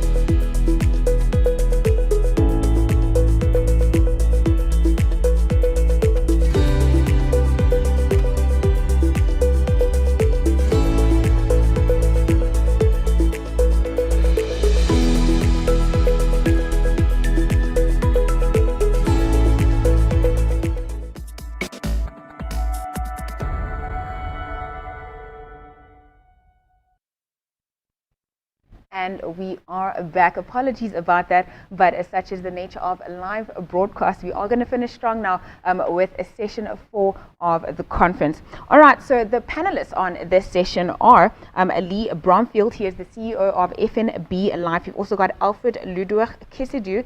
He's the Chief Strategist at Red Pair. We have got Bruce Saad. He is CEO of Castle Johnson and partner at Cover Advisory, as well as Alex Carvelas, head of global consulting at Munich Re Africa. So without any further ado, let us finish strong with a session 4. Over to you, Tony. Great stuff. Thank you very much for that introduction. I mean, I always laugh a little bit at the fact that this is a technology conference, but we're now having some technical issues. We've lost both Alfred. Alfred was dialing in from Ghana, and we've also got a challenge with Bruce. So it's going to be Lee Bromfield and Alex Carvelas and myself to manage this process, but I think Lee and Alex are definitely up to that. So alternative distribution goes mainstream is the title of this session. And I mean, alternative distribution obviously is an incredibly important factor at this stage because of the fact that we've got so many other players trying to play in this environment. Now, we've had alternative distribution for many, many years. This is nothing new. The only thing is that technology unlocks so many other opportunities for us, especially to get increased inclusivity, providing insurance for people that couldn't get it before, increased penetration across the continent in areas where we couldn't provide insurance before. And small things, I mean, anecdotally to mention, I remember giving away my age here, 20 years or so ago, trying to do insurance in some of the African countries, and the biggest challenge was to find, to get assurance that the person you're dealing with is that person because of the identity not being sure, and then secondly, not being able to get an address. And this still continues with many people, even in South Africa, difficulty with addresses, etc. And so in alternative distribution becomes incredibly important to get to people that normally wouldn't be able to get insurance if we just use our normal distribution channels. So yeah, then we're going to kick off with Lee Bromfield. Lee, thank you very much for joining us. And yeah, I look forward to your presentation. Afternoon, Tony, and afternoon to all the attendees. Yeah, thank you for the opportunity to come chat. My question was really talking about, has bancassurance met its expectations? And it's quite interesting. When I got the opportunity to start up the first home insurance businesses again 7 years ago now, I suppose there was a couple of schools of thought at the time. One of the big schools of thought is that bancassurance was dead or dying. The banks didn't know what to do. It wasn't a speciality of their topic. And obviously there was quite a bullish feeling that the bank sat on everything to make it tick. They just needed to get the build right, and they needed to get the implementation correct. So, I've now had 7 years in the job of running with basically all the insurance businesses across FirstRand, and it's been quite an interesting reflection for me over the time. So I think in many aspects we've exceeded expectations, and many aspects we've still got a way to go. What was most interesting for me is we did really good at mass market distribution, much better than I ever thought we were going to get. And, if you look at the advantages bancassurers have, is that we've got brands which are largely trusted and known. We've got great channels, both physical footprints and really good digital channels. And we've got an immense amount of data, and we were able to leverage that very effectively into selling into the mass market and selling some of the products. But I think that was kind of an expectation, the big question is, would we be able to sell complex products? Would we be able to sell products not off the back of sort of our asset gathering activities, but really taking the game to our traditional players? And that's been quite an interesting one. I mean, if you look at some of the weaknesses on the bank is that, a lot of customers have an advisor already or a broker already, and they're quite set in their ways in terms of using that advisor and that broker. They also have a little bit of angst. They are putting a lot of trust in their insurer, and perceivably, they don't think of the banks as common insurers, so often would go to who they perceive to be an insurer. It's quite interesting. We've done quite a few studies over the years, and if we ask customers to name insurers, they often won't name a bank as insurer, but if you ask them if their bank provided an insurer, most of the time they would say yes. So there's still quite a big sort of perception mindset that the team has to break through and get over. But when we take a step back and we look at our future journey, I think one of the things that the bank insurers have, which we all need to properly leverage, is this idea of money management. So it's really about how do we take our customer on a full money management journey across all their financial services product. The funny thing is, I think we're going to crack insurance by actually getting the bank to think not just on insurance, but also on their bank products. How do we advise customers across their transact products and the credit products, as well as their invest and their insure products, and start having more holistic conversations. So really it's a broad transition from what used to be sort of product pushes to really starting to understand that customer, understand the needs of the customers, and sculpting solutions for that customer. And sometimes it's not just about sort of a monoline sale. It's how do you create solutions that pull together both the assets as well as the life insurance or the short-term insurance. How do you bring that together in a way that makes sense? How do you get your investment and your insurance to play hand in hand? We always said for a long time is that one of the key things that traditional life insurance companies get wrong is that the sum insured is really a static type of number. It might have an annual escalation, but that annual escalation has got actually very little to do or knowledge about what's happening in a customer's life.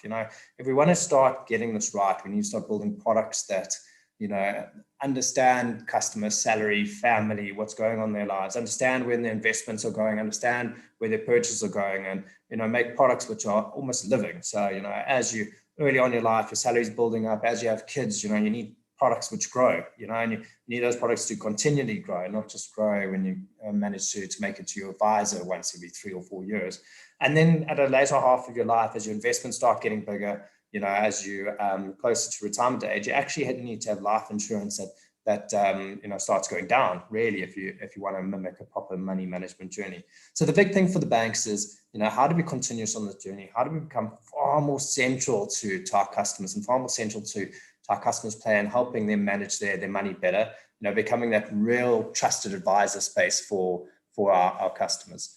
And again, if I look at the market and look at the whole and I look at ourselves and our competitors and, ask myself, are we hitting expectations? I went and had a look at some of the industry numbers, some stuff which is a bit neutral, not just my own opinion.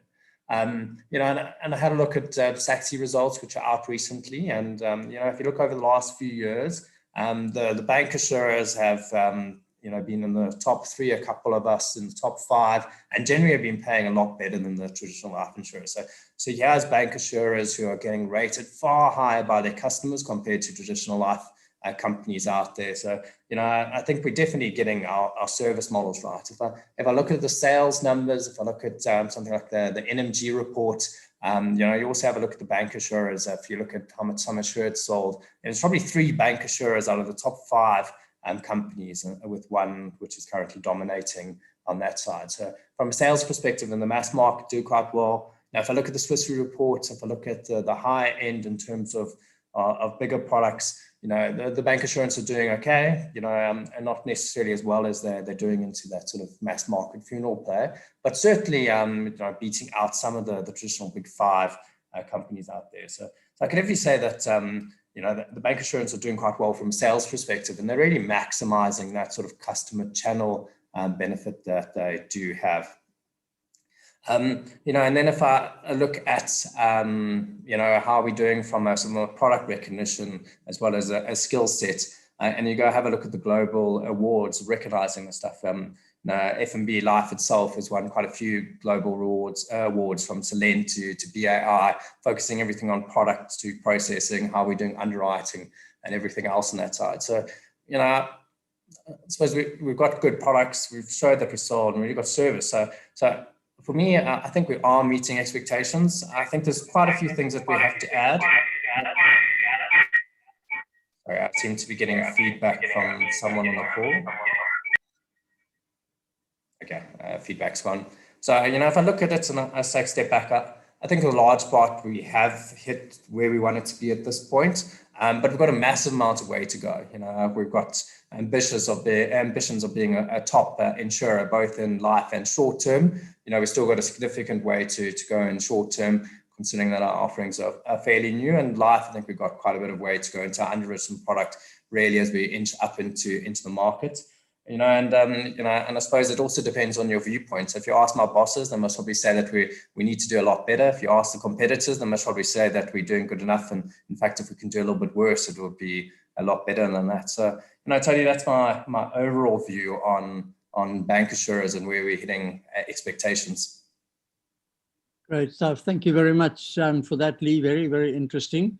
Yeah, I mean, bank insurance certainly in South Africa, a big thing. I know there's been a lot of challenges, as Greg also mentioned earlier on in the UK with mis-selling, etc. But that comes to the game. But I'm sure that has made a big difference in how that approach has changed because of the size of those fines and paybacks, etc. But thank you very much for that.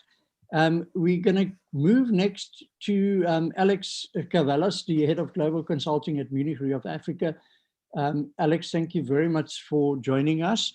We've had a bit of a teaser this morning on parametric insurance already, and I thought it would be great to get Munich Re's perspective on this as well, because of parametric insurance, especially on the African continent, and when it comes to things like natural catastrophes, etc., playing such a massive role in protecting people and ensuring economic growth. So, Alex, thank you very much for being able to join us this morning, and I look forward to hearing what you're saying. Great. Thank you very much, Tony. I unfortunately wasn't able to join earlier on, so please do accept my apologies if anything in here is repeated. But I thought that for the presentation today, it might be worthwhile just quickly having a look at what the risk landscape is like globally. And you can see over here that we've had a 200% increase in the number of weather-related loss events since the 1980s. And that on an inflation-adjusted basis, you can see some staggering numbers from an annual average of $10 billion up to 50 billion. And if you look here on the right-hand side, you'll see that. Are you sharing slides or not? Because sorry, I thought that it was coming through. Apologies. Let's try that again.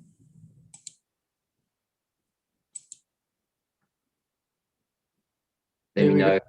Thank you very much. Fantastic. Okay. Thank you very much. So if you see on the right-hand side, there fewer than 10% of natural catastrophe losses in middle and low income countries are insured. And surprisingly enough, it's only approximately 30% in developed countries. So certainly there's a massive insurance coverage gap when it comes to NatCat.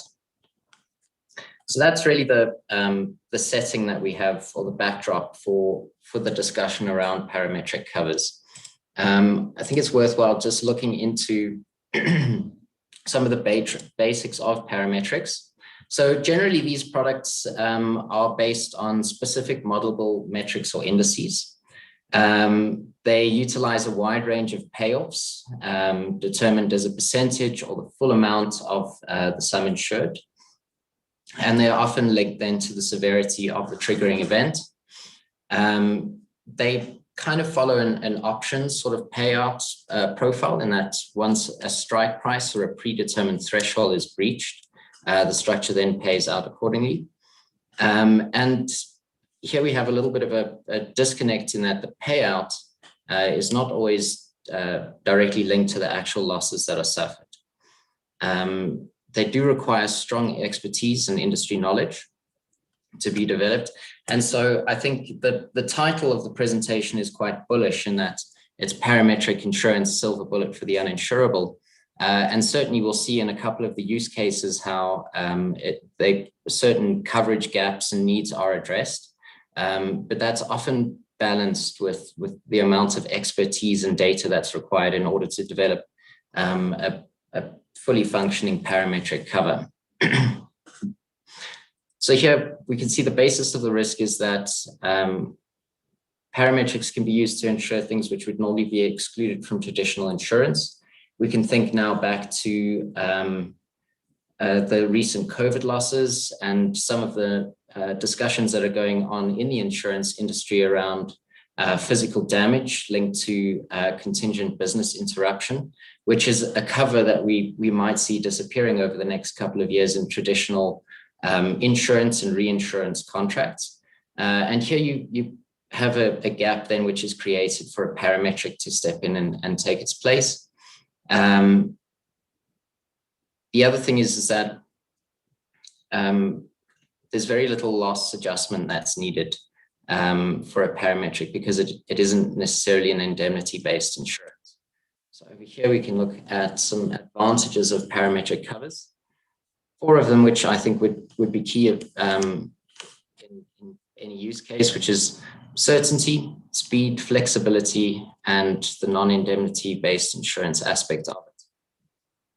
So I'll just gloss over this a little bit because I do believe, Tony, that there was a sneak peek into parametrics, but because the payouts are predetermined, you do essentially reduce your loss adjustment expenses.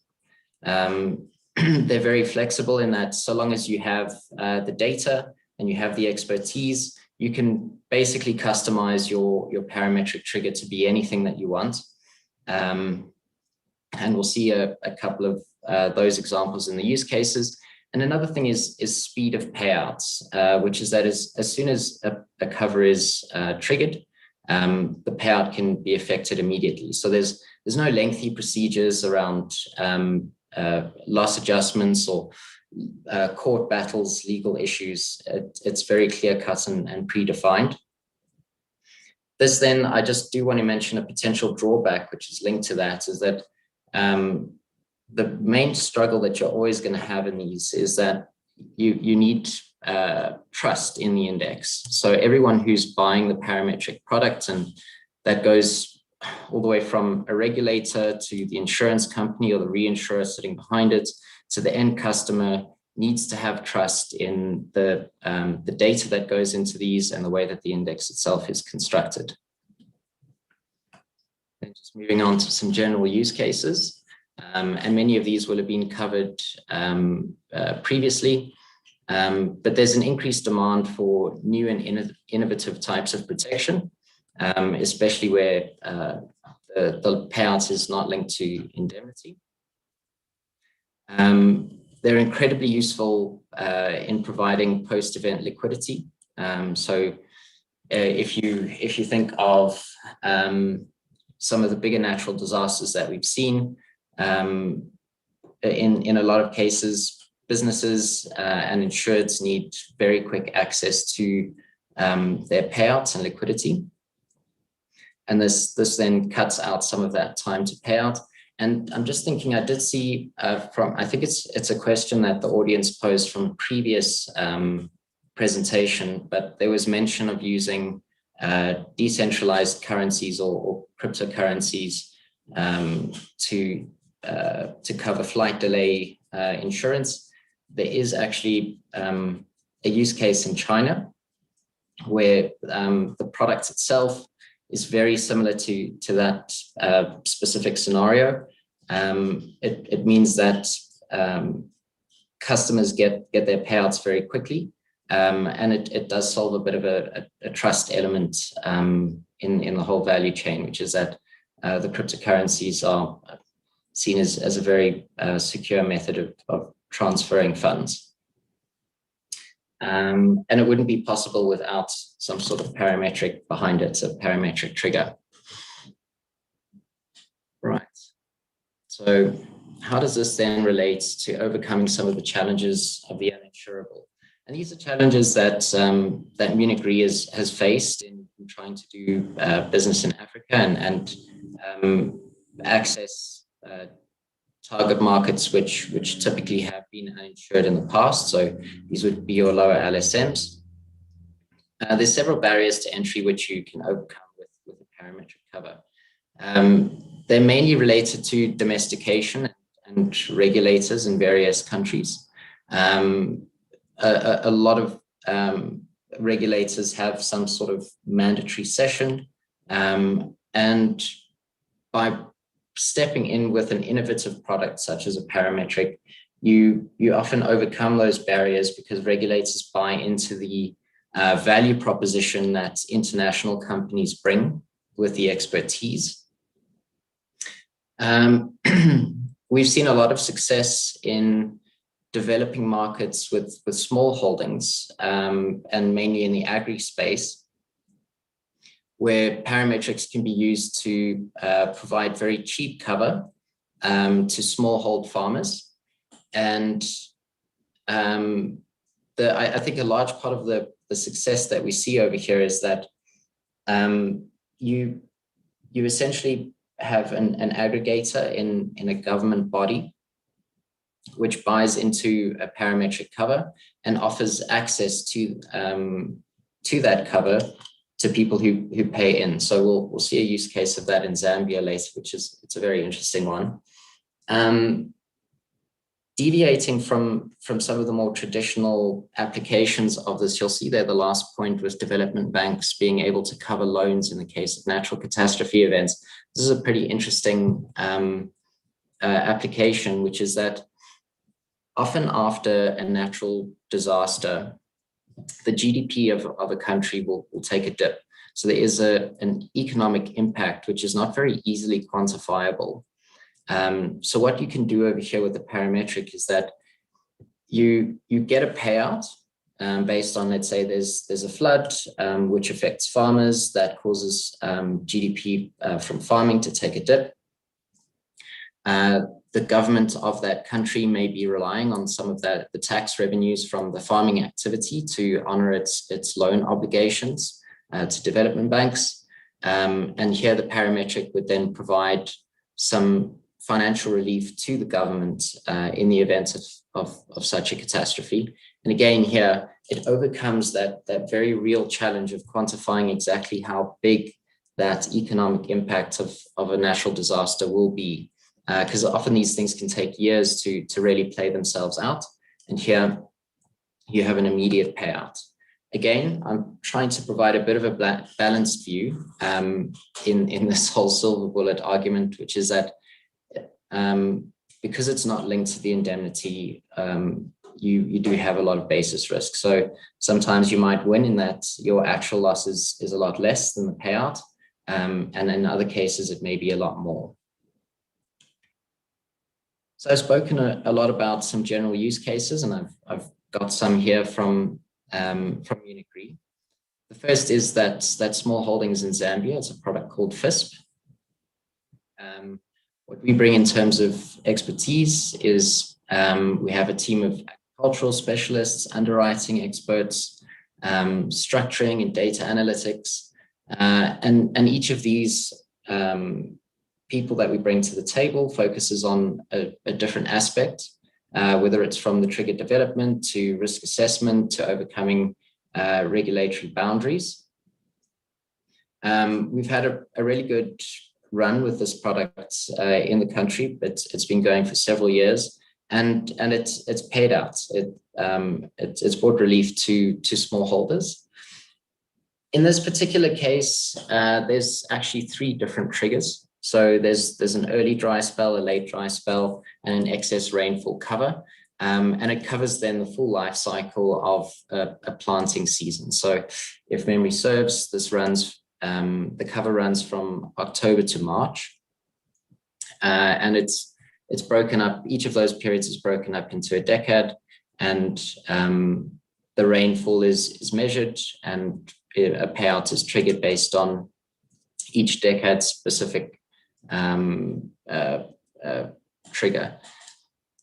What's really nice about this product is that you can build an index which is customized to a specific or to various geographic areas. So in this case, the whole country of Zambia is split up into different camps, which then gets their own parametric triggers per camp, and that's based on the average rainfall in each area. So it is also highly customizable.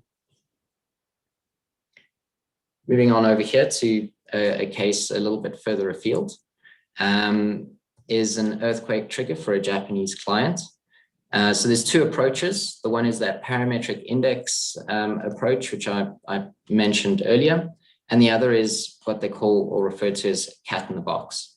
The cat in the box is interesting because the trigger is based on an earthquake happening in a predefined circle. And there's a layered payout scheme based on the magnitude of the earthquake occurring within that circle. Here again, I'll refer back to the basis risk, which is that even if an earthquake happens only in that circle, depending on where it happens, you might find areas being affected outside of the circle, which will receive absolutely no relief or cover, even though they did actually suffer losses as a result of the earthquake. And you'll see there in the discussion points is that the trigger parameters are difficult to correlate with losses in large regions. Then you've got the more vanilla approach of using an intensity measurement and having a payout based on that. In this case, the index that's used or the source of data has a very well-established reporting agency and with a high density of measurement stations, so it makes it feasible. And again, here, remember that sometimes, even though you know which peril it is that you'd like to cover and you know what kind of data you require, it's difficult to access that data. So Tony, I think that's all from me today. Hopefully this stimulates some interesting questions and discussion for a little bit later on. Absolutely. So thank you so much. That was very, very interesting. And again, just showed how important the parametric insurance is. We've got some questions on that, but I'll hold them for slightly later. I'm then happy to announce that we managed to get Alfred Ludwig, Chief Strategist at RedPair in Ghana, on as well. I've known Alfred for quite a while, and Alfred has been in the alternative distribution environment, bank assurance, WhatsApp insurance, etc., for quite a long time. Alfred, thank you for joining us. I've given you 10 minutes, so let's see what you can tell us in 10 minutes about alternative distribution. Thank you. Thank you, Tony, and I'm glad to be here. Well done to the organizers. I think this by far is the best webinar that I have attended. Whilst I share my screen, I'm beginning to wonder if my presentation is any relevant, considering the previous speakers and what they have shared. In fact, they have already answered the question for me, how far can mobile go? And so maybe I probably may just have to close my slides and then wait for the, what do you call it, the discussion, the panel discussion that will ensue. That's just by the way. Yeah, how far can mobile go? Mobile, in a very simple answer, can go very, very, very far. And but the fact that RedPair is in business today is testament to how far mobile can go. So RedPair is an insurance innovation firm that develops AI-powered end-to-end platforms for insurance companies in Africa. Okay, and our solutions are deployed on WhatsApp and other social media platforms. And so we're not just doing segments of the underwriting process or the onboarding process on the WhatsApp platform. We are actually doing end-to-end, okay, end-to-end stuff on the WhatsApp platform, including claims as well. And even our claims processes are even simpler compared to our underwriting or onboarding process, okay? So you'll find that when a customer buys a product, for instance, they have no reason to go to a branch or anywhere to do anything, okay? And we are deploying the solution as a help self-service for carriers, and then also deploying the same WhatsApp solution to brokers and agents as well in the distribution channel. And so how far mobile can take us, look, there's no limit to how far a mobile can take us. This slide gives an idea of what it looks like in terms of the mobile subscription globally. Okay, so if you look at it, there are about 6 billion plus mobile subscriptions across the world. And if you look at the graph critically, you will see that Sub-Saharan Africa and Latin America perhaps are the same level here in terms of the growth here. Now, there's something interesting that is happening in Sub-Saharan Africa, which you call leapfrogging, okay? So we are learning very, very quickly on the lessons and achievements of what has happened in other developed markets, okay? And so for that reason, we are leapfrogging, and we'll come to that. We'll come to mobile money payments, for instance, as you can see. So if you look at the mobile, again, the mobile subscription growth globally, if you start from 1999, you will see that Africa has been growing steadily, okay, or astronomical, I should say, okay, from 10% in 1999 to 2009 at 60%, and 2019, we're looking at 90%.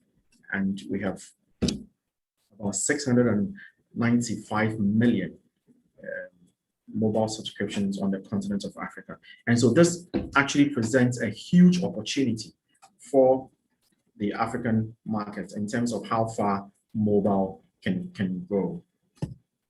If you look at, again, the insurance penetration across the African continent, that as well should give you an idea in terms of the penetration across the country. And so all this leaves a huge opportunity in terms of how we can use mobile to penetrate and increase insurance penetration in Africa. And let me just quickly chip in what McKinsey, a study that McKinsey did, the consulting firm.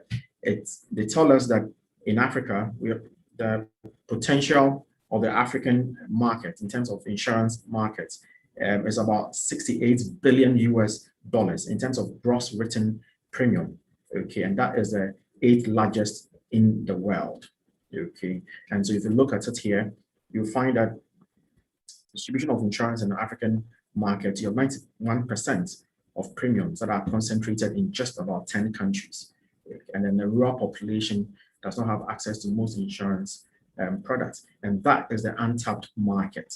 So again, how far can mobile take us? It can take us really far, as we see here. So now we have seen, I just want you to close your mind and see that the insurance market, okay, about 68 billion USD, okay, in terms of gross written premium. And then you have one, on the other hand, the astronomical growth of mobile subscriptions on the African continent.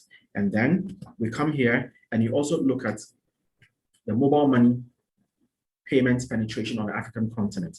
This is just for Ghana, but let's visualize the potential across the African continent, okay? So yes, mobile money here is huge.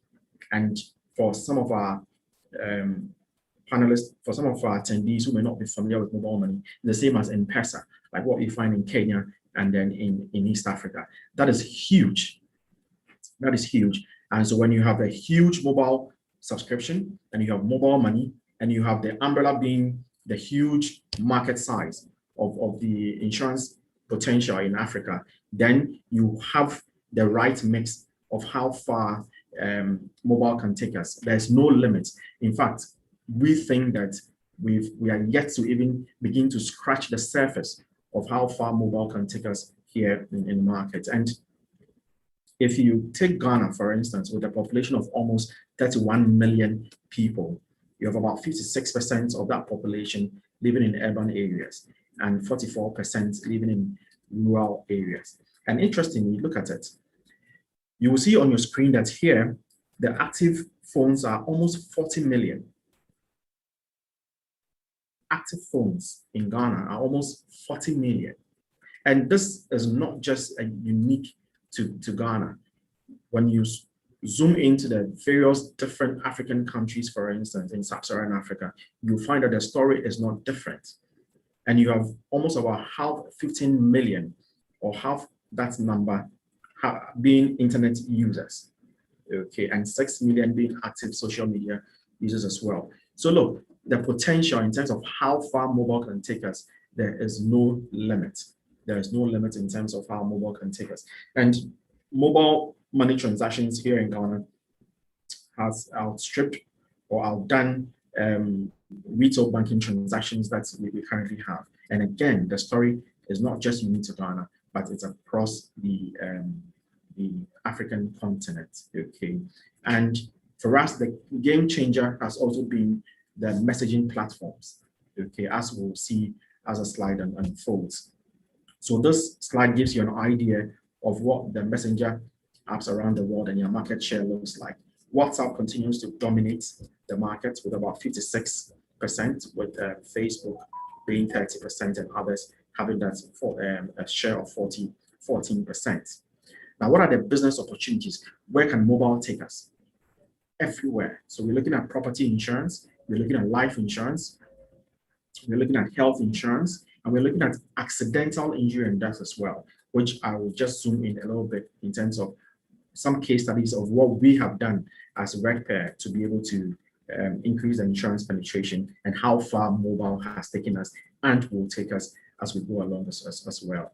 So when it comes to property insurance, for instance, Red Pair is partnered with Hollard here in Ghana for people to buy very simple home insurance on their messenger platform where they can insure their homes. And interestingly, what we're doing is, look, all you need to do is you just give us your Google map location of the property that you're going to insure, and we can determine whether the area you're insuring, for instance, is a flood-prone area.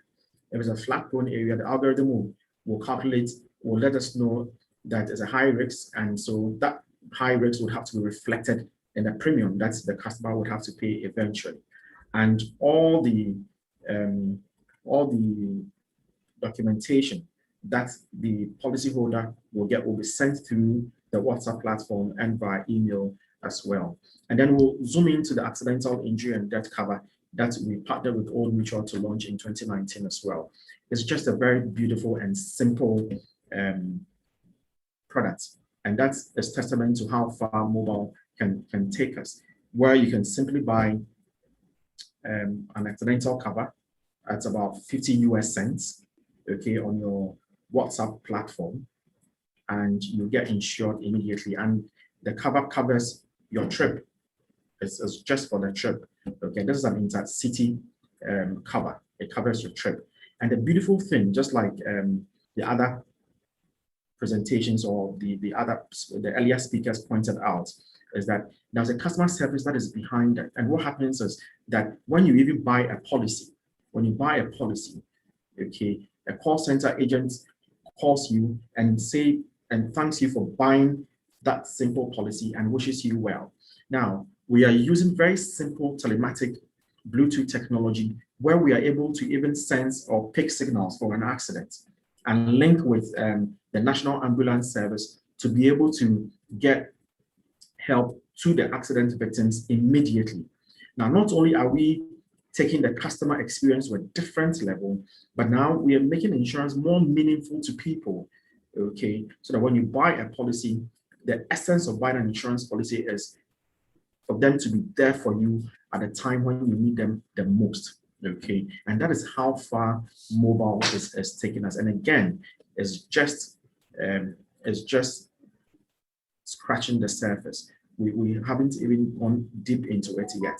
So this gives passengers a voice to determine how safe our roads are also getting by being able to rate intercity drivers on their WhatsApp platform, for instance. At the end of the journey, you're able to rate the drivers there. So having a voice in determining how safe our roads are. And all these things you pay your premiums on the WhatsApp platform. And so, yes, Tony, I'll end my presentation here. And probably when it's time for us to engage, I'll speak more on the youth case studies that we have done here in Ghana.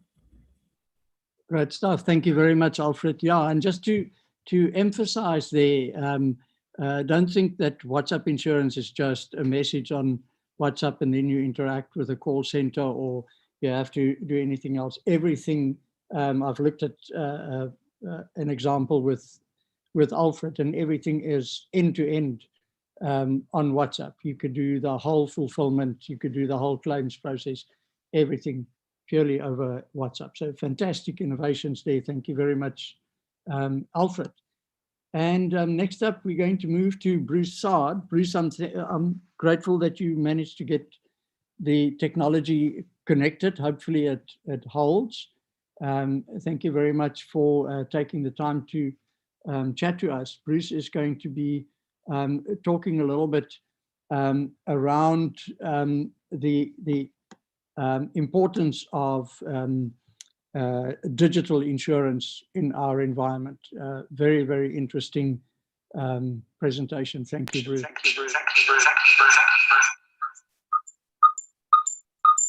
Sorry, guys. Is it okay now? Can you hear me now?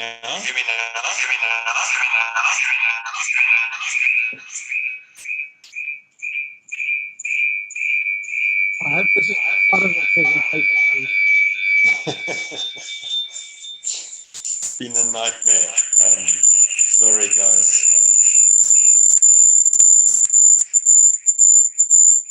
I'm muted on my phone. Sorry, Bruce. Bruce? Yes.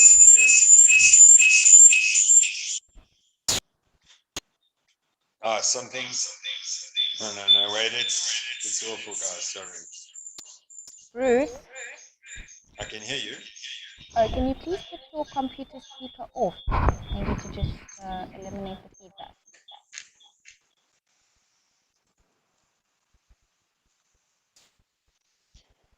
Yeah, my computer speaker unfortunately won't allow me to do anything.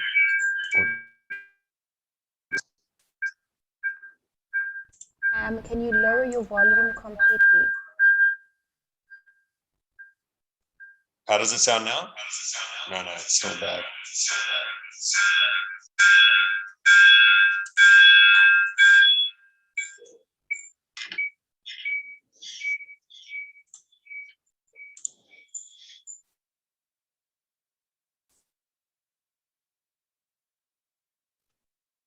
Yeah, I've tried to turn off my computer sound, but it's off on everything except Zoom.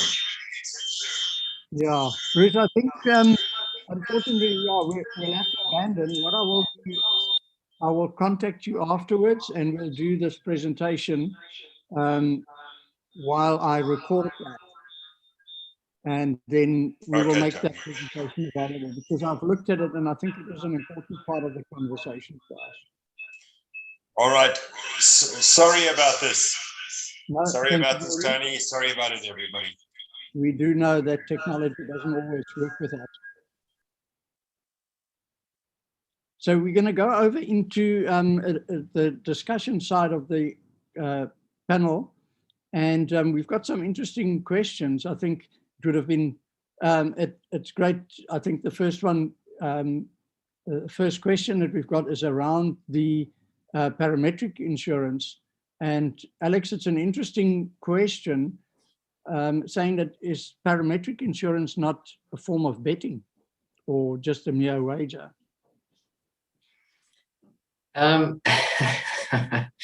Thanks, thanks, Tony. I think to a certain extent, we could argue that any form of insurance is like that, and I'm not a history buff, but I think that almost is where insurance has some of its origins.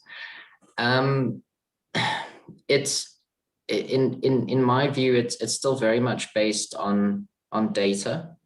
It's based on an expected occurrence.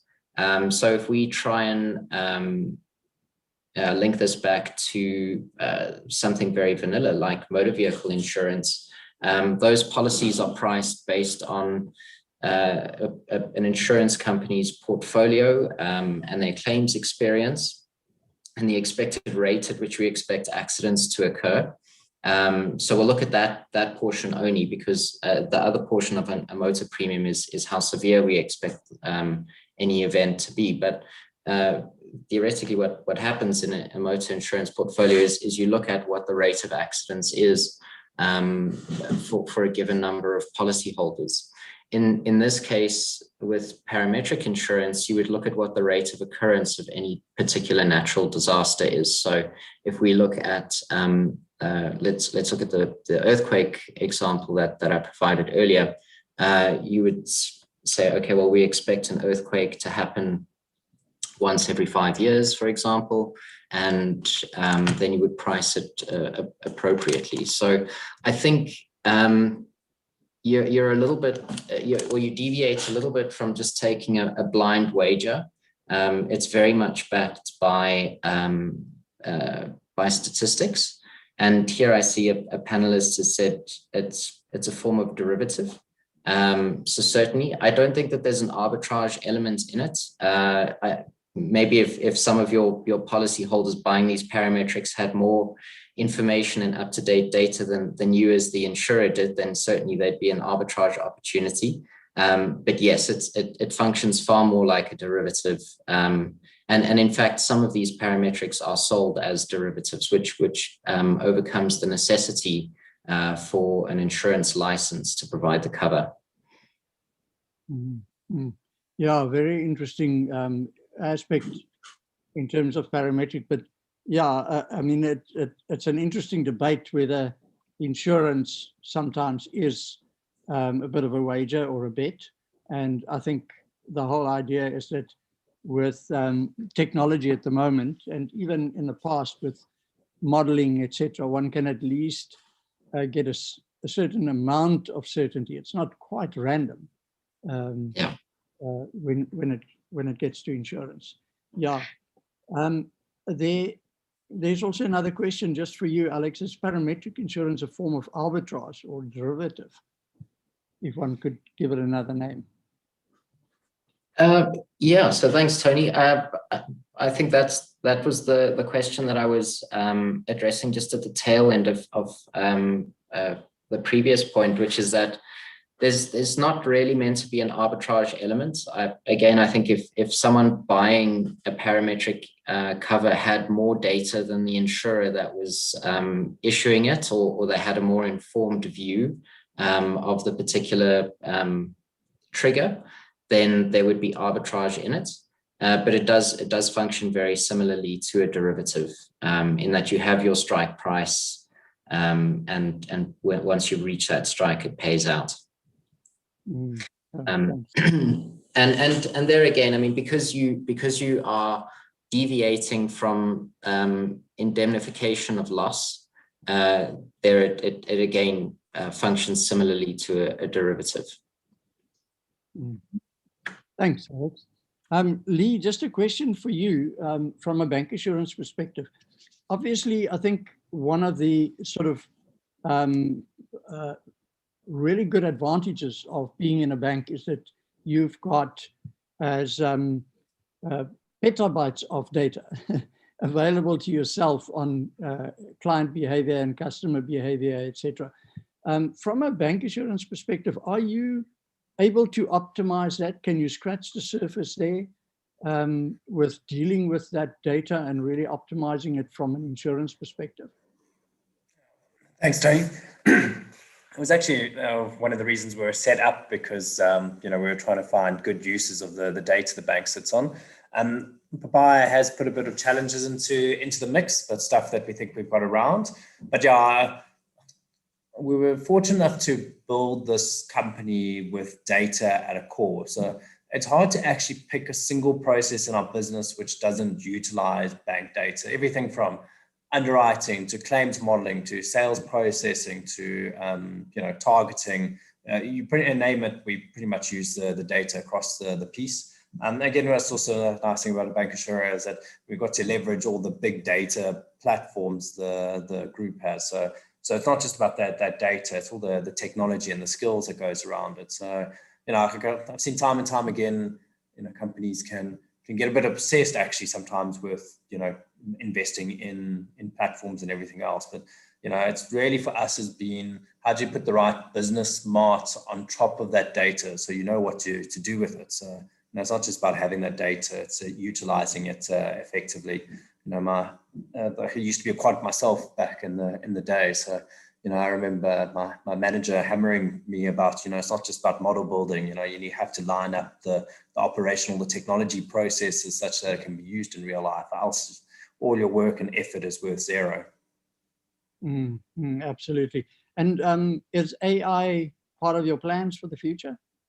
Yeah, the bank's already got some lesser use of AI. I wouldn't go so far as really calling it that much of AI, but we've done a lot of predictive modeling. We use a lot of algorithms.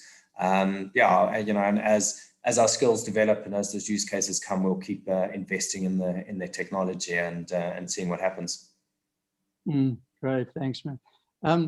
Alfred, just a question for you in terms of, and I've got a bit of background on your journey and all of those sort of things. And I know that distribution, getting to the clients, reaching clients, etc., is quite a thing, even though WhatsApp is being widely used, etc. Maybe you can just tell us a little bit about that experience and how important actually getting to clients is. Doesn't matter what channel you've got. Yeah, thanks, Tony. Getting to the clients is very important. Now, there are a lot of factors that work against you in this market. One, lack of trust. Okay. You don't want to hear anything about insurance. What they tell you is that insurance, we don't see how we are benefiting in terms of life insurance, and especially funeral insurance. We can't wait to die before somebody else benefits from the policy. We want to enjoy the policy before the risks of occurs. And so the lack of trust and then and all these works against you. But more importantly, what we found with the WhatsApp platform is that instead of the product being the attraction, the side attraction really was the curiosity that people discovered a lot. You could do this on the WhatsApp platform and actually make payments on WhatsApp using mobile money and then card payments on the WhatsApp platform. So that was a trick that really worked for us, the curiosity. Okay, that drove a lot of traffic onto the WhatsApp platform. And that we found to be quite remarkable, because even in all the other channels that we've experimented before, or that I have worked directly in before, like the bank assurance, the direct or the sales or brokers side, what we discovered on the WhatsApp platform was really, really remarkable in terms of within just a matter of 1 month, we had more than 5,000 users on the WhatsApp platform. And that was driven mainly through curiosity and wanting to find out what they could possibly do on the platform.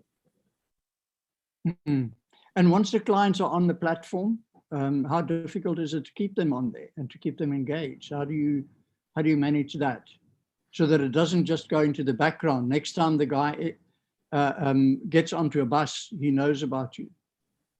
Exactly. So once you come onto the platform, yes, you are registered. We have call center agents who can also break the bot conversation. And so we have live agents who can also begin to chat with you. We have call center agents who can call you as well.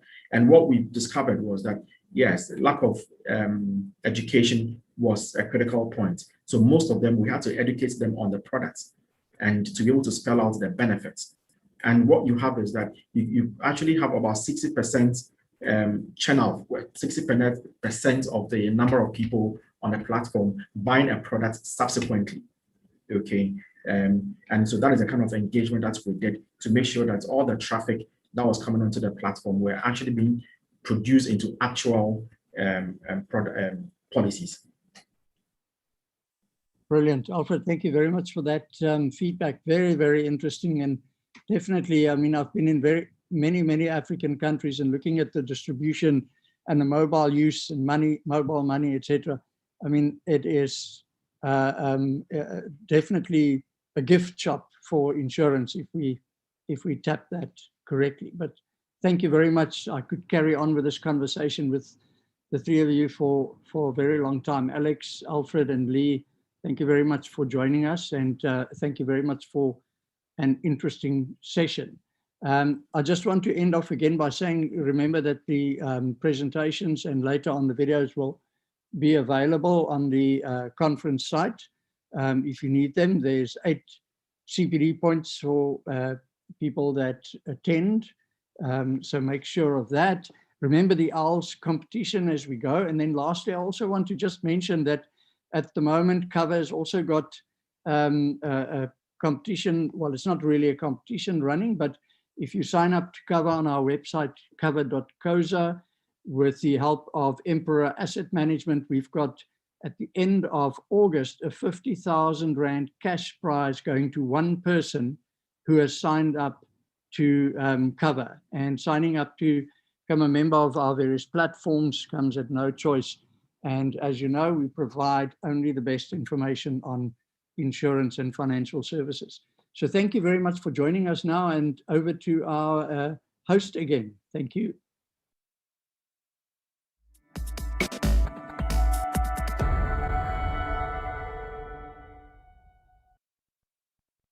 Thank you so much, Tony. And just like that, we have come to the end of day 1 of InsureTech 2021. Cannot believe how the time has just flown by. We do hope that you found a great value out of the session today. Thank you to our panelists in session 4 for sharing some real food for thought there with us. We do hope that all the conversations and discussions that have taken place today mean that we've taken just one step closer as an industry to reinventing the soul of our beautiful industry. A huge thank you now to all of our sponsors, without whom this event would not have been possible. OWLS Software was our lead sponsor today, and while I'm on OWLS Software, do be sure to tune in tomorrow morning to find out who the lucky winner is of that DJI Maverick Pro Mini following the competition we ran the whole day today. A huge thank you to Genesis Technologies, a gold sponsor, a Sapiens and a Guidewire coming in as our table sponsors for today. Huge thank you to all of the panelists once again